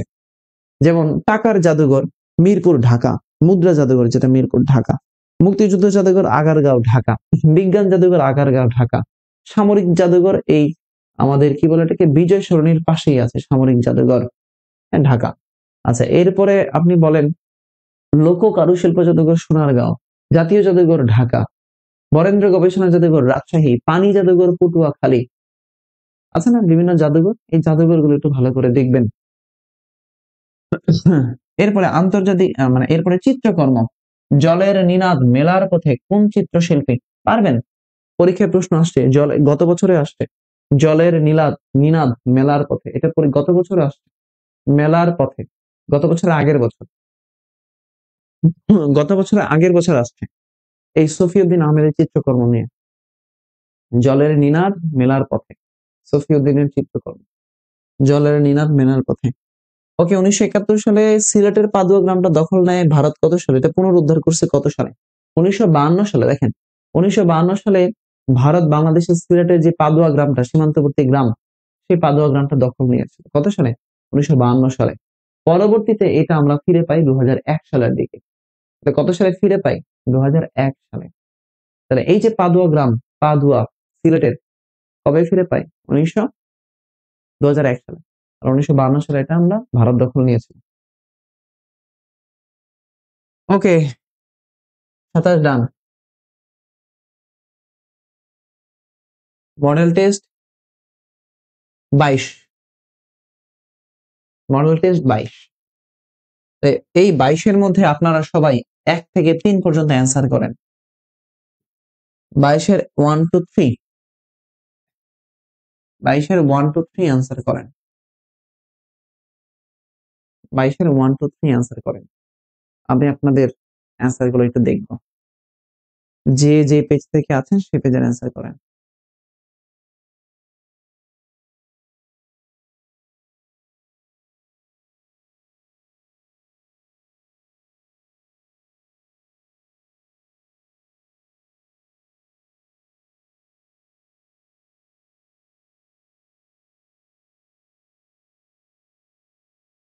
হুম, 22-এর অ্যান্সার করেন। মডেল টেস্ট 22-এর 1 থেকে 3।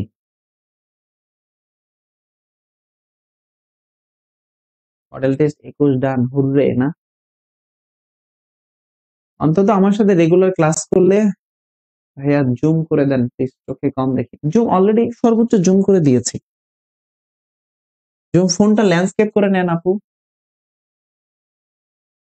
ফোনটা ল্যান্ডস্কেপ করেন, ল্যান্ডস্কেপ করে তারপরে দেখেন।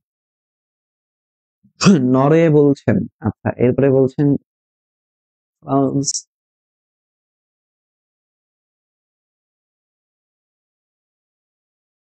মেহেরজিকে পেজ থেকে কোন চাকরির প্রত্যাশী ভাই ক্লাসটা কি দেখছেন? মেহেরজিকে পেজ থেকে, অর্ণব স্যার পেজ থেকে কোন চাকরির প্রত্যাশী ভাই দেখে থাকলে একটু ভাই কমেন্ট করেন তো। চাকরির প্রত্যাশী কোনো ভাই যদি থাকেন তাহলে একটু কমেন্ট করেন।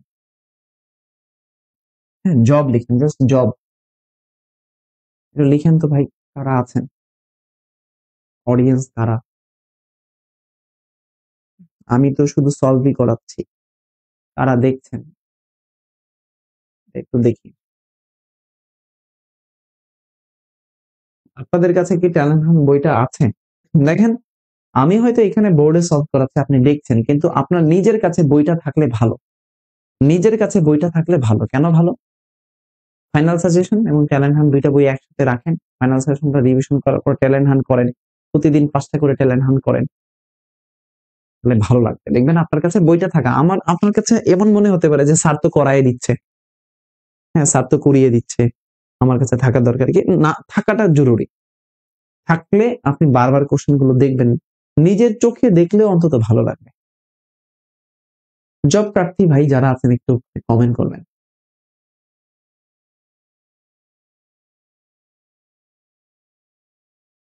চাকরি প্রার্থী আছেন, তাসফিয়া রহমান আছেন, দীপু দীপু রকি ভাই আছেন, দীপু রকি ভাই আছেন। ওদিক থেকে মিউজিকের পেজ থেকে আছেন সাইমন সাদিক, শামীম ভাই আছেন। দেখি আর কে আছেন, দু চারজনের নাম একটু পড়ি। এনামুল হোসেন ভাই আছেন যশোর। একটু কালেক্ট করে দেন, রকমারিতে পাবেন বা বিভিন্ন জায়গায় পাবেন।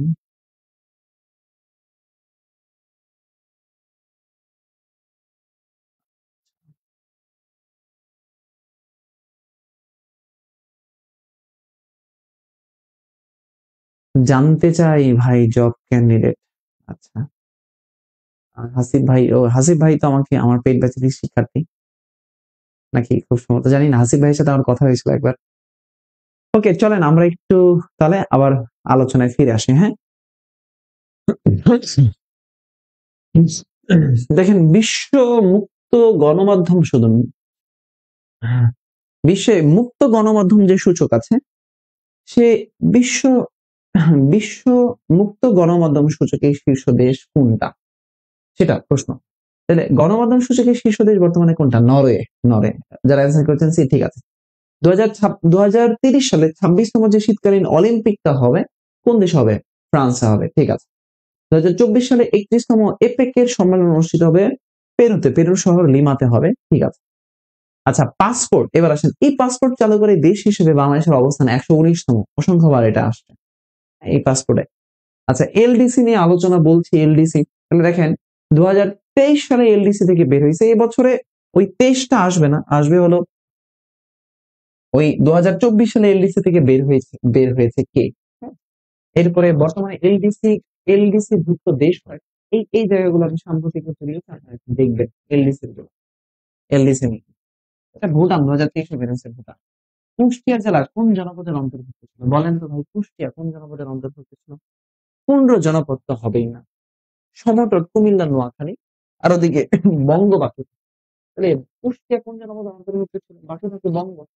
তবে ঢাকা, ঢাকা মানে ফরিদপুর, তারপর হচ্ছে কুষ্টিয়া, এই অঞ্চলগুলো ছিল বঙ্গ জনপদ, বঙ্গ জনপদ। Okay? কোন দেশের মধ্যে ব্রিটেনের রানীর ক্ষতি হয়েছে? দেখেন ব্রিটেনের রানীর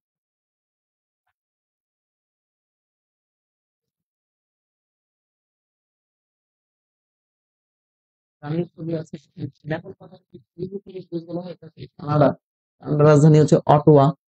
আচ্ছা, স্পেনের কোন অঞ্চল স্বাধীনতার জন্য আন্দোলন করে? কাতালোনিয়া। এই যে স্পেনের একটা শহর আছে কাতালোনিয়া, কাতালোনিয়া কি করে? আন্দোলন করছে। কাতালোনিয়া, কাতালোনিয়া, তাই না? এই কাতালোনিয়ার ভাষা হচ্ছে ক্যাটালান। কাতালোনিয়ার ভাষা কি? ক্যাটালান। এরপরে দেখেন ইন্দোনেশিয়া থেকে বান্দা আছে, ইরিয়ান জায়া, পশ্চিম পাপুয়া, এগুলো হচ্ছে স্বাধীনতাকামী প্রদেশ। এগুলো কি স্বাধীনতাকামী প্রদেশ। ওকে, চতুর্থ মুঘল সম্রাট জাহাঙ্গীরের সমাধি কোথায় আছে? জাহাঙ্গীর, সম্রাট জাহাঙ্গীর প্রিন্স অফ বিল্ডার্স নামে যিনি খ্যাত, আমমহল, সরি সরি, সম্রাট জাহাঙ্গীর না, না, সম্রাট শাহজাহান প্রিন্স অফ বিল্ডার্স নামে খ্যাত।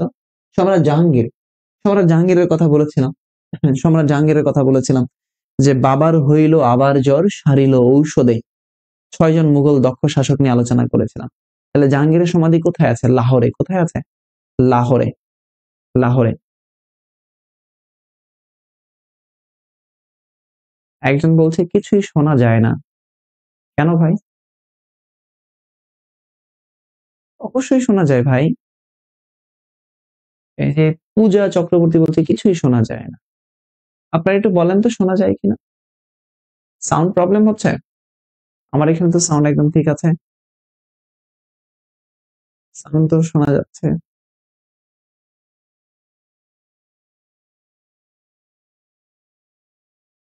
ও, এখন ক্লিয়ার। আচ্ছা, ঠিক আছে, মাঝে মাঝে একটু প্রবলেম হতে পারে। বঙ্গভঙ্গের ফলে 1905 সালে নতুন প্রদেশের রাজধানী কোথায় হয়? তাহলে বঙ্গভঙ্গের ফলে নতুন প্রদেশের রাজধানী করা হয় কত সালে? 1905 সালে। ঢাকা, ঢাকার রাজধানী করা হয়। তাহলে যেটাকে আমরা প্রাদেশিক রাজধানী বলি।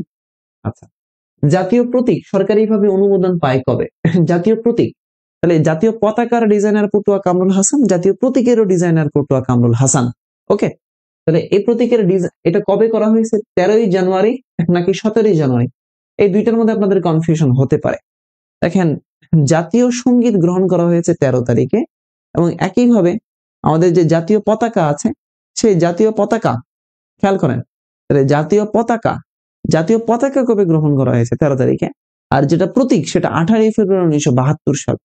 18ই ফেব্রুয়ারি 1972 সালে 18ই ফেব্রুয়ারি 1972 সালে সরকারিভাবে এটা অনুমোদন পায়। সরকারিভাবে কি অনুমোদন পায়? আচ্ছা, 69-এর গণ অভ্যুত্থানের রচিত পটভূমিতে উপন্যাস কোনটা? উপন্যাস আজকে মনে হয় গতদিন ক্লাসে আলোচনা করেছিলাম, চিলেকোঠার সেপাই। এই চিলেকোঠার সেপাই কে লিখেছিলেন? আখতারুজ্জামান ইলিয়াস চিলেকোঠার সেপাই লিখেছেন। গণ অভ্যুত্থানের প্রেক্ষাপটে রচিত কবিতা নাম হচ্ছে আসাদের ষাঁড়, শামসুর রহমান লিখেছেন। আগুনের পরশমণি হুমায়ুন আহমেদের আগুনের পরশমণি। এই যে দেখেন আমি আজকে আপনাদেরকে এটা পড়াইলাম না? পুষ্প বৃক্ষ বিহঙ্গ পুরাণ, আমি আজকে আপনাদেরকে এটা বলছিলাম না? কে যেন কমেন্ট করছিলেন মাথা নষ্ট হয়ে যাচ্ছে, এইগুলো পরীক্ষায় আসবে নাকি? দেখেন আহমদ ছফা নিয়ে বলছিলাম না? দেখেন আহমদ ছফা দিয়ে দিছে অপশনে, পুষ্প বৃক্ষ বিহঙ্গ পুরাণ, আহমদ ছফা। উনি নিজেকে কেন পটুয়া বলতেন? পটুয়া হচ্ছে উপাধি, তিনি অনেক বেশি পরিমাণ পটচিত্র করতেন। রাকিব শেখ ভাই পটচিত্র করতেন। এই পটচিত্র মানে হচ্ছে কাপড়ে আঁকা চিত্র, যে কারণে এটা আঁকতে তিনি অনেক বেশি পরিমাণ পটুয়সী ছিলেন, যার কারণে তাকে পটুয়া বলা হতো। ইউরোপের চলমান সংকটের কারণ কি? সাংস্কৃতিক, অর্থনৈতিক, জাতিগত বা অভিবাসন সংকট। ইউরোপের যে চলমান, এটা কি আছে অ্যান্সার করেন তো, পারবেন আশা করি। ইউরোপের চলমান যে সংকট, কি ধরনের সংকট এটা? অভিবাসন সংকট। অভিবাসন সংকট। ইউরোপের কি সংকট? অভিবাসন সংকট। 28 অপশন 28, 18 তো না, 18 ছিল না, 28 অপশন 28। আচ্ছা, এরপরে আসেন, উইঘুর মুসলিম উপজাতি কোন দেশে? তাহলে চীনে একটা উপজাতি বসবাস করে, তার নাম হচ্ছে উইঘুর মুসলিম উপজাতি, চীনের জিনজিয়াং প্রদেশে। ও আচ্ছা আচ্ছা আচ্ছা আচ্ছা, উইঘুর মুসলিম উপজাতি বসবাস করে কোথায়? চীনের জিনজিয়াং প্রদেশে বসবাস করে। এখন বলছে এটার বংশোদ্ভূত মুসলিম সম্প্রদায় কোথায়? এই উইঘুর মুসলিম উপজাতির বংশোদ্ভূত হয়েছে কোথায়? তাহলে খেয়াল করেন, এটার বংশোদ্ভূত কোথায়? তুরস্কতে। তাহলে উইঘুর মুসলিম উপজাতি বসবাস করে চীনে, কিন্তু এটার বংশোদ্ভূত মুসলিম সম্প্রদায় কোন দেশে? তুরস্কতে। কোন দেশে? তুরস্কতে। যেমন এই আফ্রিদি উপজাতি হচ্ছে পাকিস্তানের। তারপর হচ্ছে মাওরি উপজাতি, এই মাওরি উপজাতি কোথায়? নিউজিল্যান্ডের উপজাতির নাম হচ্ছে মাওরি, নিউজিল্যান্ড। আচ্ছা, এরপরে দেখেন এবরিজিন অস্ট্রেলিয়াতে বসবাস করে। এরপর দেখেন পিগমি এই পিগমি কোথায়? দক্ষিণ আফ্রিকাতে বসবাস করে। এরপরে মরো উপজাতি বসবাস করে ফিলিপাইনে। তারপরে এরপর দেখেন হুতি কোথায়? হুতি ইয়েমেন, এই হুতি কোথায়? ইয়েমেনে। সো বিশ্বের বিভিন্ন দেশের উপজাতি নিয়ে কিন্তু পরীক্ষার প্রশ্ন আসতে দেখেছি আমরা বিসিএস এ, বিভিন্ন পরীক্ষা এগুলো দেখলো।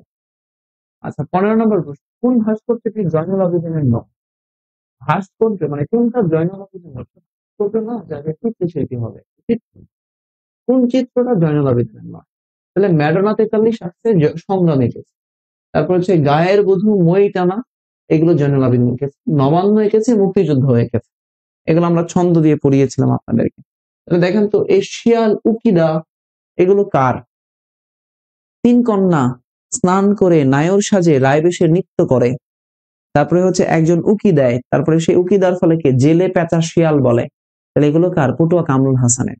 3 কন্যা স্নান, রায়বেশে নৃত্য, নায়র সাজে, তারপরে উকি মানে তারপরে শিয়াল, এগুলো হচ্ছে পটুয়া কামরুল হাসানের চিত্রকর্ম। ক্লাসে আলোচনা করেছিলাম। মডেল টেস্ট কত পর্যন্ত হবে জানি না, 2 ঘন্টার মধ্যে যতগুলো সলভ করতে পারি। 2 আওয়ার্স, 12টায় শেষ হয়ে যাবে ক্লাস। সাঙ্গু নদী কোথায়? সাঙ্গু নদী আমরা আলোচনা করেছিলাম। বাংলাদেশের জলসময় উৎপত্তি এবং সমাপ্ত নদীর নাম হচ্ছে হালদা। খাগড়াছড়ির বাগনাতলি পাহাড় থেকে হালদা নদীর উৎপত্তি হয়েছে। আচ্ছা, তাহলে এই সিলেট দিয়ে প্রবেশ করেছে সুরমা ও কুশিয়ারা। বান্দরবান, তাহলে এই সাঙ্গু নদী কোথায় আছে? এই বান্দরবানে। সাঙ্গু বান্দরবানে কোথায় আছে? বান্দরবানে। সরাসরি পরবর্তীতে গিয়ে পতিত হয়েছে বঙ্গোপসাগর। সাঙ্গু। আচ্ছা, কোথায় ইউরোপীয় কেন্দ্রীয় ব্যাংক? ইউরোপের কেন্দ্রীয় ব্যাংক কোথায় আছে? London, Paris, Brussels, Frankfurt. এই ফ্রাঙ্কফুর্ট শহর জার্মানিতে আছে। বইমেলার জন্য বিখ্যাত হচ্ছে ফ্রাঙ্কফুর্ট শহরটা। জার্মানির বিমান সংস্থা হচ্ছে মানে একটা কি বলে, ফ্রাঙ্কফুর্ট বিমানবন্দর আছে জার্মানি। বেলজিয়ামের রাজধানী হচ্ছে ব্রাসেলস, ফ্রান্সের রাজধানী হচ্ছে প্যারিস, লন্ডন শহর। তাহলে ইউরোপের কেন্দ্রীয় ব্যাংকের নাম কি? আর এই কেন্দ্রীয় ব্যাংকটা আছে কোথায় বলেন? ইউরোপের কেন্দ্রীয় ব্যাংক কোথায় আছে? ইউরোপের কেন্দ্রীয় ব্যাংক কোথায় আছে? বান্দরবানে? এই ইউরোপের কেন্দ্রীয় ব্যাংক কি বান্দরবানে আছে? তো আগেরটার অ্যান্সার দিছেন। আচ্ছা আচ্ছা, ঠিক আছে ঠিক আছে। ইউরোপের কেন্দ্রীয় ব্যাংক কোথায় আছে? ফ্রাঙ্কফুর্ট জার্মানিতে। Frankfurt Germany. কে যেন অ্যান্সার দিল বান্দরবান। আমি আবার ভাবলাম ইউরোপের কেন্দ্রীয় ব্যাংক বান্দরবানে কিনা। আচ্ছা আসেন। 18 নম্বর, বাবেল মানদেব। আচ্ছা, প্রণালী, বাবেল মানদেব প্রণালীর কথা বলছে। রিপিট কোশ্চেন, আমরা আগেও একবার এটা সলভ করেছিলাম, মনে আছে আমার। ইয়েমেন, জিবুতি আর সোমালিয়াকে। ইয়েমেন, জিবুতি আর সোমালিয়া। দৈনিক আজাদ পত্রিকার সম্পাদক কে ছিলেন? অ্যান্সার করেন তো। দৈনিক আজাদ, মাওলানা মোহাম্মদ আলী, মাওলানা আব্দুল কালাম আজাদ, আবুল কালাম আজাদ, মাওলানা আকরাম খা, মাওলানা শওকত আলী। এই আপনারা তো অনেক কিউট, আপনারা তো অনেক কিউট। দিন মানে যত সময় গড়াচ্ছে আপনাদের মানুষ সংখ্যা কমে যাচ্ছে। আপনারা অনেক কিউট। আপনারা যখন কমে যান তখন আমার এত ভালো লাগে। আপনারা যখন ধরেন 400 জন মানুষ একসাথে ক্লাস করে হুট করে দেখি 200 জন, তখন বুকের ভেতরে এত শান্তি লাগে, এত ভালো লাগে, মনে হবে একটু পরে মনে হয় 100 জনে চলে আসবে। আপনারা চলে গেলে খুব ভালো লাগে। হুট করে কমে গেছেন, দেখেন 145 জন আছে, ভালো লাগে, মানে শান্তি পাই। হুট করে কমে গেলে শান্তি লাগে। এবং আমি আমি আমি এটা দোয়া করি মাঝে মাঝে যে হঠাৎ করে অ্যাডমিশন ক্যান্ডিডেটরা পরীক্ষার হলে মানে অ্যাপ্লাই করছে 80,000, হঠাৎ করে যদি 40,000 কমে যাইতো, কি যে শান্তিটা লাগতো। আবার ধরেন বিসিএস এ আবেদন করেছে 4 লাখ, ধরে নিলাম, হঠাৎ করে 2 লাখ অনুপস্থিত। ক্লাসের সময় যেটা ঘটে এরকম করে যদি পরীক্ষার কেন্দ্রে ঘটতো, প্রতিযোগী অ্যাপ্লাই করছে ঠিক আছে কিন্তু নাই, তাহলে ভাল লাগতো না? ভাল লাগতো না? ভাল লাগতো। হয় না এরকম, ক্লাসে এটা হয়। অ্যান্সার করেন তাড়াতাড়ি ভাই। দৈনিক আজাদ পত্রিকার সম্পাদক কে ছিলেন? বসে আছেন কেন? দৈনিক আজাদ পত্রিকার সম্পাদক কে ছিলেন বলেন, পারবেন? না বলে আমি বলে দিচ্ছি, আকরাম খাঁকে চেনেন? এই আকরাম খাঁ, আজকেও তো আকরাম খাঁকে নিয়ে আলোচনা করেছিলাম, মনে আছে? 17 জনের সভাপতি ছিলেন কে? পূর্ব বাংলা শিক্ষা কমিটি, সংস্কার কমিটি, এই আকরাম খাঁ। ওকে, আসেন তো 20, ময়নামতি কোন জেলায় অবস্থিত? ঢাকা, কুমিল্লা, নোয়াখালী। কুমিল্লার ময়নামতি। ময়নামতি কোথায় আছে? কুমিল্লায়।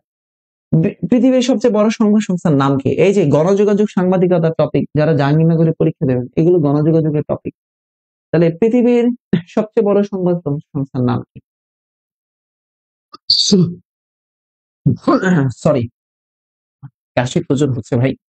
সিনহুয়া চীনের সংবাদ সংস্থা, সানা ইয়েমেনের সংবাদ সংস্থা, তাস রাশিয়ার সংবাদ সংস্থা। তাহলে এবার আমাকে বলেন তো, রয়টার্স কোন দেশের সংবাদ সংস্থা? বলেন তো ভাই। আমি 3টা অপশন ব্যাখ্যা করে দিলাম, এবার আমাকে বলেন রয়টার্স কোন দেশের সংবাদ? বলেন রয়টার্স কোন দেশের সংবাদ?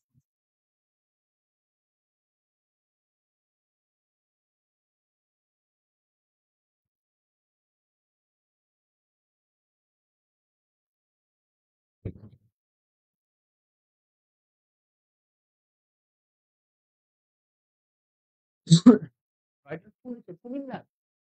একজন বলছে মাদক বলছে রয়টার্স কুমিল্লা। কর্মী আপনাদের কমেন্ট উল্টা পাল্টা করতেছেন।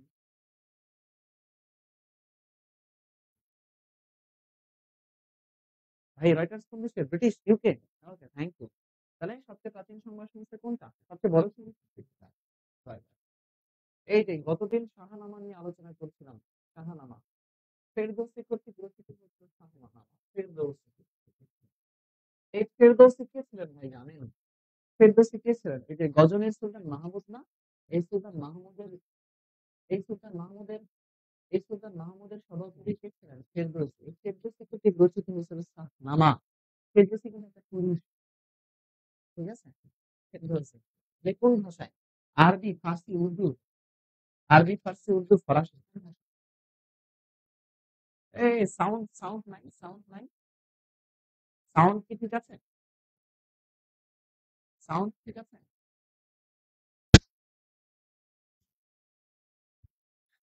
আচ্ছা আচ্ছা, ঠিক আছে, দেখেন তো এখন সাউন্ড ঠিক আছে কিনা। ভাই আমাকে একটু এখন বলেন তো সাউন্ড ঠিক আছে কিনা। সাউন্ড এখন ঠিক আছে? মাঝে মাঝে হয়তো একটু প্রবলেম হয়। এখন বলেন তো একটু সাউন্ড ঠিক আছে কিনা। হ্যাঁ হ্যাঁ, কমেন্টের দিকেই তাকাচ্ছি রে ভাই, কমেন্টের দিকে তাকাচ্ছি, কমেন্টের দিকেই তাকাচ্ছি। সাউন্ড এখন ওকে, সাউন্ড এখন ওকে। ওকে ওকে। আচ্ছা দেখেন, তাহলে ফেরদৌসি কর্তৃক রচিত, আচ্ছা পৃথিবীর সবচেয়ে বড় সংবাদ সংস্থার নাম হচ্ছে রয়টার্স, মার্কিন যুক্তরাষ্ট্র, মানে কি বলে যুক্তরাজ্যের সংবাদ সংস্থা রয়টার্স। শাহনামা, এই শাহনামা কে ছিলেন? গজনীর সুলতান মাহমুদ, তাই না? এই যে সুলতান মাহমুদ ভারতবর্ষ আক্রমণ করেছে 17 বার। তার সভার সভাকবি কে ছিলেন? এই ফেরদৌসি। এই ফেরদৌসি কর্তৃক রচিত হচ্ছে শাহনামা। শাহনামা। প্রাচ্যের হোমার বলা হতো কাকে? এই ফেরদৌসিকে বলা হতো। অন্ধকবি হোমারের সাথে তুলনা করে প্রাচ্যের হোমার বলা হতো ফেরদৌসিকে। এই ফেরদৌসি কর্তৃক রচিত শাহনামা কোন ভাষায় রচিত হয়েছে? কোন ভাষায়? ফার্সি ভাষায়। কোন ভাষায়? ফার্সি ভাষায়। Okay? আলামিন হোসেন বলছেন একের পর এক ক্লাস করেছি বিভিন্ন টপিকের, মাথা ব্যথা করছে। তাহলে একটু আপনি রেস্ট নেন ব্রাদার। ওকে, বাংলাদেশের হোয়াইট গোল্ড নামে পরিচিত কোনটা? ভাই একটু আগে বলছি হোয়াইট গোল্ড নামে পরিচিত কে? চিংড়ি। ব্যাখ্যা করেছে। ঢাবির টিএসসি তে শান্তির পাখি ভাস্কর্যের স্থপতিকে? আমরা সেদিন ঢাকা বিশ্ববিদ্যালয়ের ইতিহাস পড়াতে গিয়ে এই কথাটা বলেছিলাম। শান্তির পাখি ভাস্কর্য। শান্তির পাখি ভাস্কর্য। বলেন, অ্যান্সার করেন। 24 নম্বর কোশ্চেন, শান্তির পাখি। শান্তির পাখি ভাস্কর্য। শান্তির পাখি ভাস্কর্য কে বানিয়েছে? হামিদুজ্জামান খান। Thank you. পৃথিবীর বৃহত্তম কৃত্রিম খাল কোনটা? পৃথিবীর বৃহত্তম কৃত্রিম খাল। পরের কোশ্চেন, পৃথিবীর বৃহত্তম কৃত্রিম খাল। পৃথিবীর বৃহত্তম কৃত্রিম খাল। সুয়েজ খাল মিশরে, পানামা খাল আমেরিকা, দুই আমেরিকার মধ্যে আছে পানামা খাল। বাল্টিক সাগর আছে, বাল্টিক খাল। গ্র্যান্ড খাল। তাহলে পৃথিবীর বৃহত্তম খালের নাম হচ্ছে গ্র্যান্ড খাল। Honesty is the best policy. সততাই সর্বোৎকৃষ্ট পন্থা। সততাই সর্বোৎকৃষ্ট পন্থা কে বলেছে? দেখেন, রুশো বলছে মানুষ জন্মগতভাবে স্বাধীন কিন্তু সর্বত্রই সে শৃঙ্খলিত। আর honesty is the best policy, এই কথা বলছে কে? ফ্রাঙ্কলিনের নাম শুনেছেন না? Benjamin Franklin. এই বেঞ্জামিন ফ্রাঙ্কলিন বলেছেন honesty is the best policy, বা সততাই সর্বোৎকৃষ্ট পন্থা। আচ্ছা, এর পরের কোশ্চেনটা দেখেন, আমি ব্যাখ্যা পড়াতে গিয়ে এই কোশ্চেনটা মাত্রই বললাম। 27 নম্বর, ব্যাখ্যা পড়াতে গিয়ে মাত্রই বললাম যে যুক্তরাজ্যের রয়টার সংবাদের প্রতিষ্ঠাতাকে? এই যে পল জুলিয়ান রয়টার। মাত্রই বলেছিলাম পল জুলিয়ান রয়টারের কথা। এরপরে 28 নম্বর প্রশ্ন, সেদিনও আলোচনা করেছি। পোড়ামাটির সেনাবাহিনী কোন দেশের প্রত্নবস্তু? জাপান, মিশর, গ্রিস। চীনের। চীন। পোড়ামাটির সেনাবাহিনী কোন দেশের প্রত্নবস্তু? চীন। ব্রাদার একটু বলেন, বলেন তো ভাই, ক্লাস ভালো লাগে না খারাপ লাগে? এই হুররে, 22 সলভ ডান। আমরা 22 ডান। Model test 22। মিহির কে ট্যালেন্ট হান্ট যে মডেল টেস্টটা আছে, সে মডেল টেস্ট। ভাই এটা বলেন তো, ক্লাস করতে কি খারাপ লাগে? খারাপ লাগে? খারাপ লাগলে ইটস ওকে, আমরা লিভ নিব।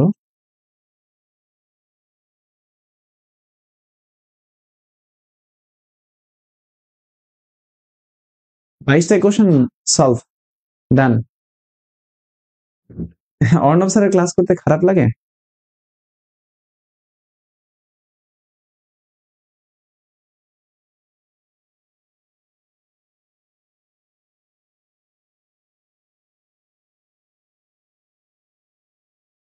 ভাইয়া আহমদ সফার কাজগুলো একটু বলবেন, লিখে নিতাম। তখন তুমি কই ছিলা? সৃজনী শ্রুতি, তুমি তখন কোথায় ছিলা বলো তো? সৃজনী শ্রুতি, ওই আজকে ক্লাস নিয়েছি তখন ওখানে বলেছি, আহমদ সফার কয়েকবার রিপিট করেছি, দেখে নিও। সৃজনী স্মৃতি অর্ণব স্যার পেজে কমেন্ট করেছো। হ্যাঁ, no sir, you may continue. Model test 2010, Arnab ভাই রক্স, অর্ণব ভাই বেস্ট। না না, বেস্ট হওয়ার দরকার নেই অর্ণব ভাই, চলনসই হইলেই হয়। তাহলে আহ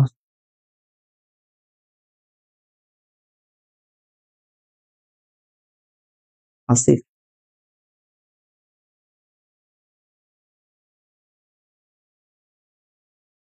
মানে দেখেন আপনারা যারা সাধারণ জ্ঞান নিয়ে প্রবলেমে পড়ছেন, প্রবলেম ফেস করছেন, তারা যদি মনে করেন কেউ পেইড ব্যাচে পড়বেন, সাধারণ জ্ঞানের পেইড ব্যাচে পড়বেন, তাহলে আমার নাম্বার তো সবার কাছে আছে, আমি অলরেডি দিয়েছি কয়েকবার। আপনি আসেন, জিকে ব্যাচে আসেন, আল্লাহ ভরসা। হ্যাঁ, 1020 টাকা কোর্স ফি খুব বেশি নয়, এটাই মানে এই এই ব্যাচটাই লাস্ট, এই 1020 টাকা কোর্স ফিতে নেক্সট বাড়বে কোর্স ফি আসলে। তো আসেন, ইনশাল্লাহ আমি আপনাকে যত্ন সহকারে পড়াবো।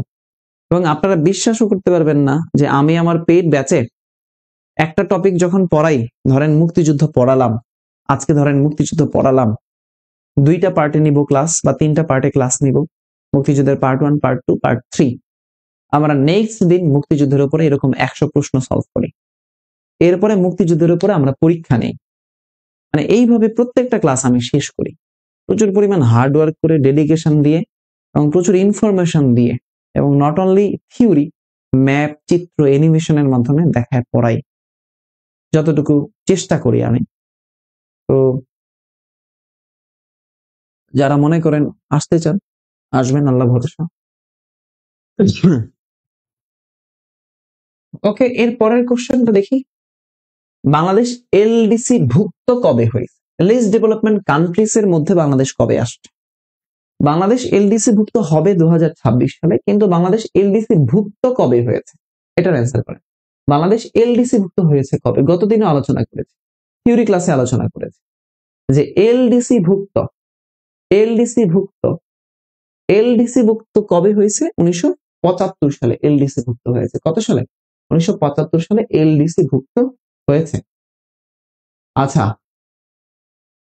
এরপরে আসো, দেশের প্রথম কয়লা ভিত্তিক বিদ্যুৎ কেন্দ্র, দেশের প্রথম কয়লা ভিত্তিক বিদ্যুৎ কেন্দ্র বড়পুকুরিয়া, দিনাজপুর কয়লা ভিত্তিক বিদ্যুৎ কেন্দ্র। এগুলো আলোচনা আছে। বাংলাদেশের পরমাণু ক্লাবের এলিট সদস্য কততম সদস্য? বাংলাদেশ পরমাণু ক্লাবের 33তম সদস্য। এগুলো আমরা থিওরি ক্লাসে আলোচনা করেছি, সাম্প্রতিক আলোচনা করেছি। 21 আগস্ট 2024 সালে কোন দেশ ডাব্লিউটিও এর 165তম দেশের সদস্যপদ লাভ করে? World Trade Organization, World Trade Organization, World Trade Organization. তাহলে ওয়ার্ল্ড ট্রেড অর্গানাইজেশনের সদস্যপদ পেয়েছে কোন দেশ? যে 100 মানে কি বলে এটাকে, 165তম দেশ, সেটা কমোরস। কোন দেশ? কমোরস। ওয়ার্ল্ড ট্রেডের সদস্য হয়েছে কোন দেশ? কমোরস। আচ্ছা, সম্প্রতি বাংলাদেশ ক্রিকেট দল কোন দেশের বিরুদ্ধে প্রথমবারের মতো টেস্ট জয়লাভ করছে? পাকিস্তান। একটু দিয়েন তো, এই টপিকটা পড়ে যান তো, মিউজিকে বইয়ে দেওয়া আছে, ফাইনাল সাজেশনে, ফাইনাল সাজেশনে দেয়া আছে, ফাইনাল সাজেশন বইয়ে দেয়া আছে। তো পাকিস্তানের এই টেস্ট জয় নিয়ে একটু দেখে যাবেন। ফ্রান্সের সরকার পদ্ধতি কোন ধরনের? অ্যান্সার করেন। ফ্রান্সের সরকার পদ্ধতি 6, প্রশ্ন নাম্বার 6, ফ্রান্সের সরকার পদ্ধতি কোন ধরনের সরকার পদ্ধতি? ফ্রান্স, ফ্রান্সের সরকার পদ্ধতি কোন ধরনের? আধা রাষ্ট্রীয় শাসিত। ফ্রান্সের সরকার পদ্ধতি হচ্ছে আধা রাষ্ট্রীয় শাসিত। গণচীনের প্রতিষ্ঠাতা কে? আপনারা সবাই জানেন গণচীন, মাও সেতুং, গণচীন। আমি জাস্ট এক নজরে বলবো এখন, বাংলাদেশের একটি প্রাচীন জনপদের নাম, বাংলাদেশের একটি প্রাচীন জনপদ, আমরা নর্মালি জানি সবচেয়ে প্রাচীন জনপদ হলো পুন্ড্র, কিন্তু এখানে অপশন বেঁধে অ্যান্সার করতে হবে। কোনোটি নয়, এটাতে অ্যান্সার হবেই না। বা চট্টলা, এটা চট্টগ্রামের পূর্ব নাম, এটা হবে না। তারপরে শ্রীহট্ট আর রার, তাহলে শ্রীহট্ট আর রারের মধ্যে কোনটা সবচেয়ে প্রাচীন? রার জনপদ, ভাগীরথী নদীর পশ্চিম তীরে এই জনপদটা গড়ে উঠেছিল রার, হ্যাঁ, যার রাজধানী ছিল কটিবর্ষ। এই রারের আরেক নাম হচ্ছে সূক্ষ্ম। রার জনপদ। গৌরবময় বিপ্লব ঘটিত, আচ্ছা গৌরবময় ইংল্যান্ডের শিল্প বিপ্লব যেটা, তাহলে এই গৌরবময় বিপ্লব কবে ঘটেছিল? ইংল্যান্ডে হয়েছিল। কবে হয়েছিল এই বিপ্লব, গৌরবময় বিপ্লব? 1688 সালে। আচ্ছা, শাটল ডিপ্লোমেসি কোন দেশের কূটনীতি? ডিপ্লোমেসি যেমন পিং পং ডিপ্লোমেসি চীন এবং মার্কিন যুক্তরাষ্ট্রের জন্য। চেকবুক ডিপ্লোমেসি চীনের জন্য। ওল্ফ ওয়ারিয়র ডিপ্লোমেসি নেকড়ে যোদ্ধা কূটনীতি চীনের জন্য। গানবোট ডিপ্লোমেসি যেটা, গানবোট মানে নৌশক্তিকে কেন্দ্র করে মার্কিন যুক্তরাষ্ট্র। এরপরে শাটল ডিপ্লোমেসি, দেখেন শাটল ডিপ্লোমেসি মানে হচ্ছে কোন একটা দেশে প্রবলেম আছে, দুই দেশের মধ্যে প্রবলেম, বারবার আসা যাওয়া করে ওই সমস্যাটাকে সমাধান করার যে ডিপ্লোমেসিটা, সেটাকে আমরা বলি শাটল ডিপ্লোমেসি, মার্কিন যুক্তরাষ্ট্র। তানসেন কোন কোন সম্রাটের গায়ক ছিলেন? গতকালকে আলোচনা করেছি, সম্রাট আকবর। আকবরের সভাকবির গায়ক কে ছিলেন? তানসেন। কে ছিলেন? তানসেন। রাজস্ব মন্ত্রী ছিলেন টোডরমল। কৌতুককার ছিলেন বীরবল। 12, শেরেবাংলা একে ফজলুল হক শেরেবাংলা উপাধি দেওয়া হয়, আজকে আলোচনা করেছি। শেরেবাংলা উপাধিটা তাকে কোথায় দেওয়া হয়? লাহোরের প্রস্তাব সে দিয়েছে, সে লাহোরের প্রস্তাব সে এই শেরেবাংলা একে ফজলুল হক হয়েছে লাহোরে। গান্ধী স্মৃতি জাদুঘর কোন জেলায় অবস্থিত? তাহলে দেখেন, মহাত্মা গান্ধী, বাংলাদেশে মহাত্মা গান্ধী এসেছিলেন, তাই না? বাংলাদেশের নোয়াখালী জেলা ভ্রমণ করেছিলেন। তাহলে এই বাংলাদেশের নোয়াখালীতে, নোয়াখালীর পূর্ব নাম হচ্ছে ভুলুয়া সুধারাম, নোয়াখালী। হাতিয়া দ্বীপ আছে, নিঝুম দ্বীপ আছে নোয়াখালীতে। এই নোয়াখালীতে আছে গান্ধী স্মৃতি জাদুঘর। গান্ধী বাংলাদেশের যে জেলাতে ভ্রমণ করেছিলেন তার নাম হচ্ছে নোয়াখালী। স্পার্টলি ও পেরেজিল দ্বীপ, পেরেজিল বা লাইলা দ্বীপ, স্পার্টলি ও পেরেজিল লাইলা দ্বীপ কোথায় আছে? মানে এই দ্বীপটা কোথায় আছে? দেখেন, স্পেন এবং মরক্কোর মধ্যে দ্বন্দ্ব হচ্ছে এই পেরেজিল দ্বীপ নিয়ে, বা স্পেন এবং মরক্কো। তাহলে ইউরোপের দেশ স্পেন, আফ্রিকার দেশ মরক্কো, এই দুই দেশের মধ্যে দ্বন্দ্ব আছে পেরেজিল দ্বীপ নিয়ে। তাহলে বিবাদমান স্পার্টলি ও পেরেজিল দ্বীপপুঞ্জ কোথায় আছে? পূর্ব চীন সাগর, জাপান সাগর, দক্ষিণ চীন সাগর, টুকিং সাগর। ম্যাপ না বুঝলে বুঝবেন না এটা, ম্যাপ যারা পড়ছেন তারা পারবেন। তাহলে দক্ষিণ চীন সাগরে আছে কি এই স্পার্টলি দ্বীপপুঞ্জ, দক্ষিণ চীন সাগর। 14 নম্বর চলে গেল। এরপরে আমরা একটু চলে আসব হাঙ্গর নদী গ্রেনেড। অনেকবার প্রশ্ন আসছে হাঙ্গর নদী গ্রেনেড, এই উপন্যাসটি আছে, হ্যাঁ, হাঙ্গর নদী গ্রেনেডের উপন্যাস কি? সেলিনা হোসেন। কে? সেলিনা হোসেন। আচ্ছা, আমাকে একটু বলেন তো, হাঙ্গর নদী গ্রেনেড চলচ্চিত্রের পরিচালক কে? হাঙ্গর নদী গ্রেনেড চলচ্চিত্রের পরিচালক, এটা কমেন্ট করবেন আপনারা, আমি দেখবো আপনাদের কমেন্ট। হাঙ্গর নদী গ্রেনেড চলচ্চিত্রের পরিচালক কে? হাঙ্গর নদী গ্রেনেড, হাঙ্গর নদীর গ্রেনেড, হাঙ্গর নদীর গ্রেনেড,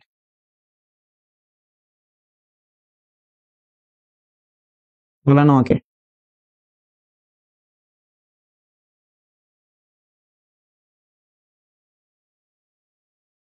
হাঙ্গর নদী গ্রেনেড চলচ্চিত্রের পরিচালক কে?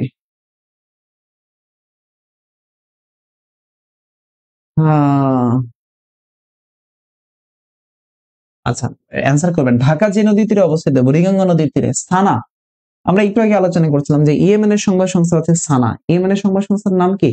সানা। মালদ্বীপের প্রধান ভাষা কি? দ্বিবেহী। মালদ্বীপের ভাষা হচ্ছে দ্বিবেহী। সবুজ পত্র পত্রিকা প্রকাশিত হয় কোন সালে?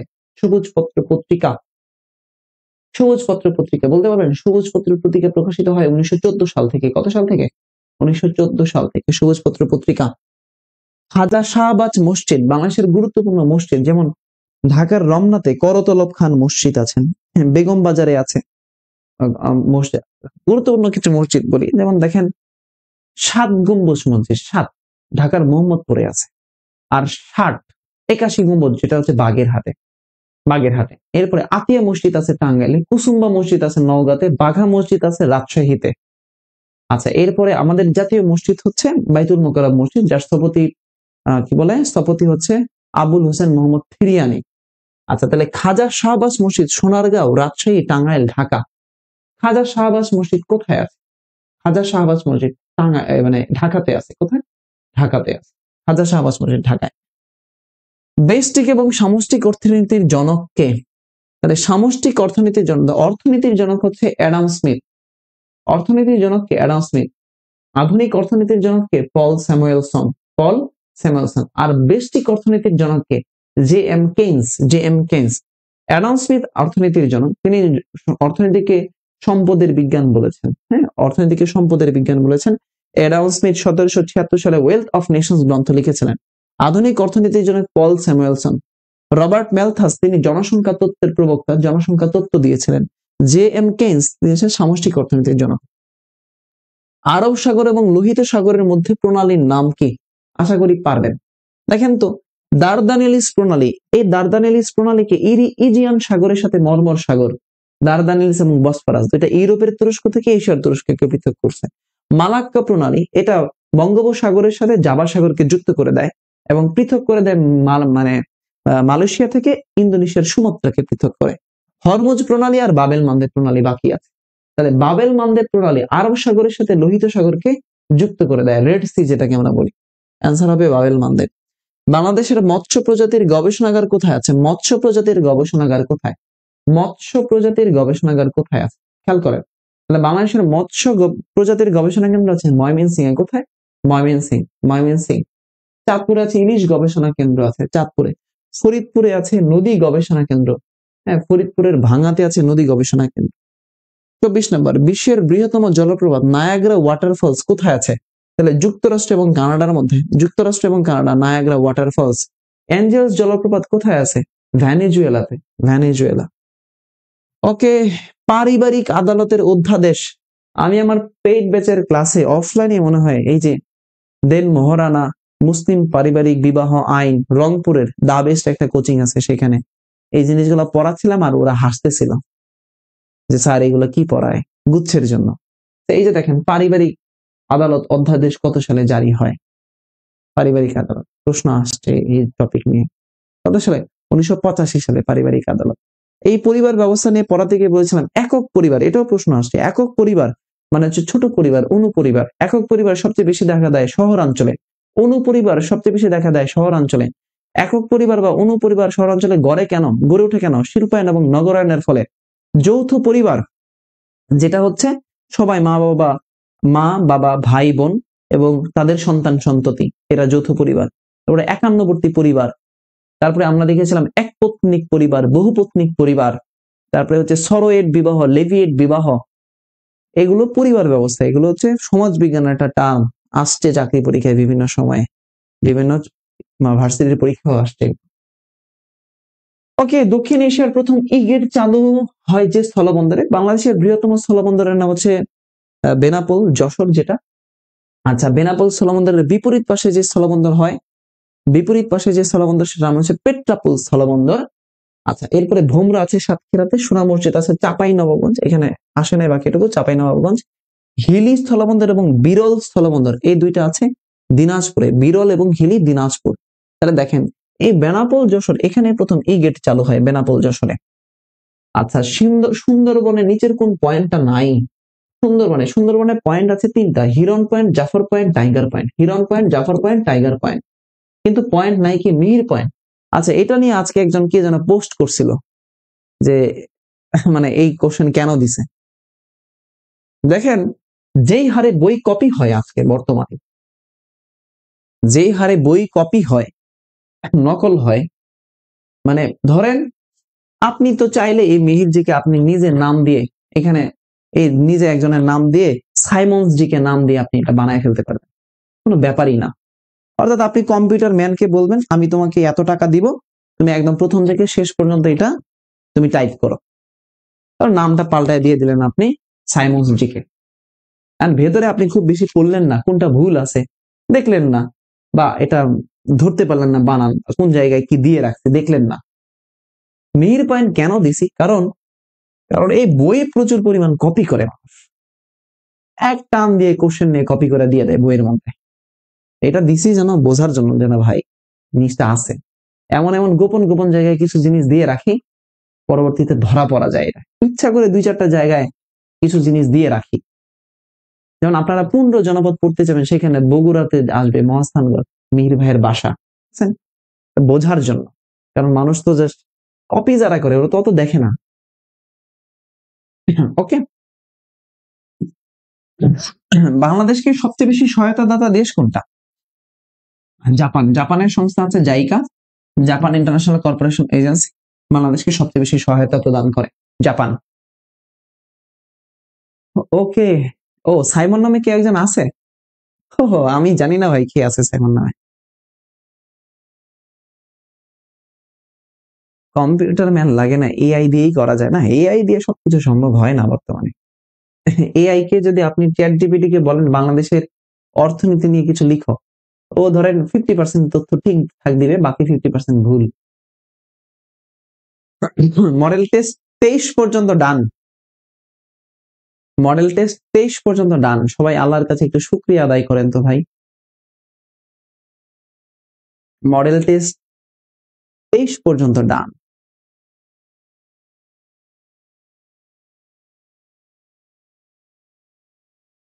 মডেল টেস্ট 23 পর্যন্ত ডান, এটা একটু বলেন যে আলহামদুলিল্লাহ, আলহামদুলিল্লাহ।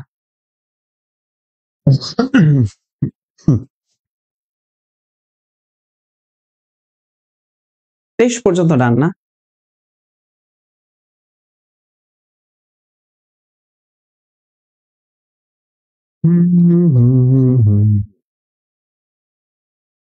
সবাই একটু এক মুহূর্ত লিখি না আলহামদুলিল্লাহ, আল্লাহর কাছে শুকরিয়া আদায় করি না, আপনার সৃষ্টিকর্তার কাছে শুকরিয়া আদায় করেন। মানে আপনি আমি সবাই মানুষ, কিন্তু আপনার সৃষ্টিকর্তা আপনি যাকে বিশ্বাস করেন, লাগান না যে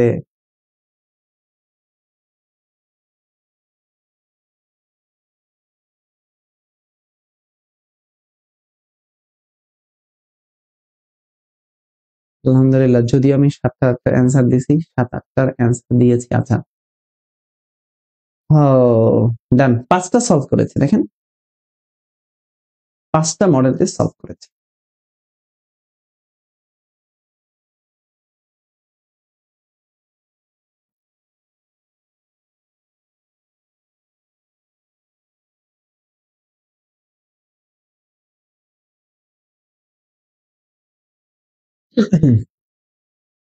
থ্যাংক ইউ সো মাচ, আপনারা আসলে খুব ভালো, অনেক কিউট, আপনারা অনেক কিউট, আপনাদের ক্লাস নিতে অনেক ভালো লাগে আমার। সন্ধ্যা 6টা থেকে এখনো অনলাইন ক্লাসে আছেন। এই যে সন্ধ্যা 6টা থেকে অনলাইন ক্লাসে আছেন, আমার বিশ্বাস আপনি অন্তত 2-4টা শব্দ অন্তত শিখতে পারছেন। আচ্ছা, তো শেষ মুহূর্তে সবাইকে একটা কথা বলতে চাই যে মিহিরজিকে ফাইনাল সাজেশনটা যাদের কাছে নাই, তারা মিহিরজিকে ফাইনাল সাজেশনটা সংগ্রহ করেন, আস্থা নিয়ে পড়েন ফাইনাল সাজেশনটা। আল্লাহ ভরসা, আল্লাহ ভরসা, আল্লাহ ভরসা। আপনি একটু ফাইনাল সাজেশনটা সংগ্রহ করে পড়েন, আপনার লাইব্রেরিতে পাবেন, আশেপাশের নিকট লাইব্রেরিগুলোতে খোঁজ নেন, আপনি পাবেন।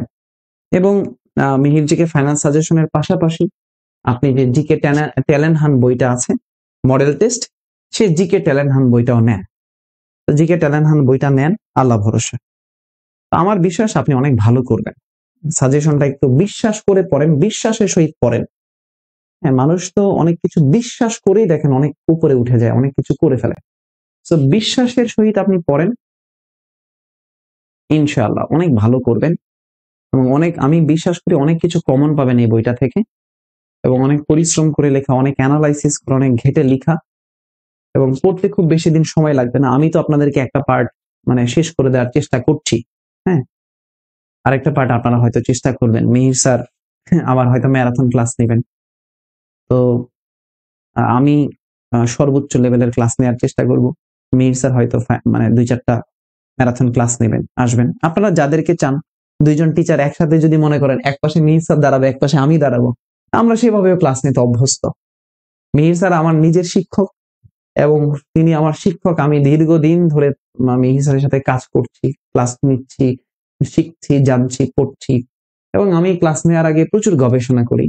আপনারা আমার হয়তো ম্যারাথন ক্লাস দেখছেন, কিন্তু আমার একদম বেসিক ক্লাস যদি কখনো দেখে থাকেন, বেসিক ক্লাস যদি দেখে থাকেন, তো আমি এতটুকু বলবো যে আপনি যতগুলো সাধারণ জ্ঞানের শিক্ষক ক্লাস করেছেন, সেই শিক্ষকের ক্লাস করেছেন, পাশাপাশি আমার ক্লাসও যদি করেন, ইনশাল্লাহ আপনি হিউজ পরিমাণ ইনফরমেশন পাবেন।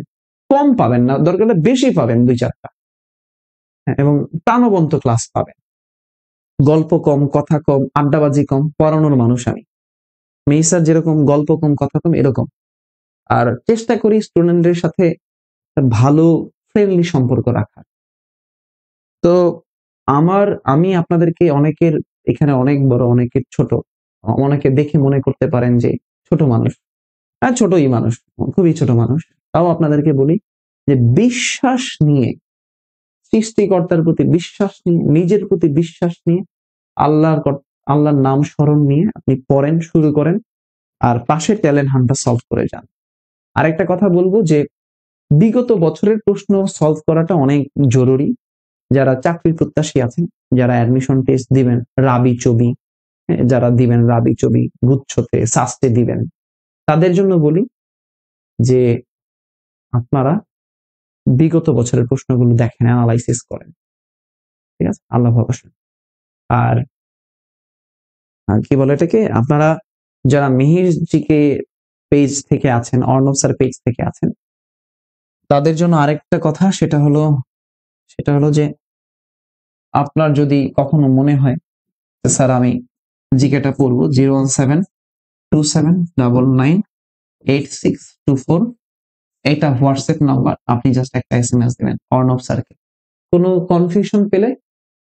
কনফিউশন পেলে এই নাম্বারে আপনি জাস্ট একটা হোয়াটসঅ্যাপে নক দিয়ে রাখেন যে স্যার এটা বুঝতেছি না, এটা পারতেছি না, আমি আপনাকে হেল্প করবো ইনশাআল্লাহ, রেসপন্সিবিলিটি নিয়ে। তো সবাই ভালো থাকেন, সুস্থ থাকেন, নিরাপদে থাকেন ইনশাআল্লাহ। আগামীকাল আপনাদের সাথে আবার দেখা হবে। আসসালামু আলাইকুম, আল্লাহ হাফেজ, শুভরাত্রি, সবাই ভালো থাকবেন।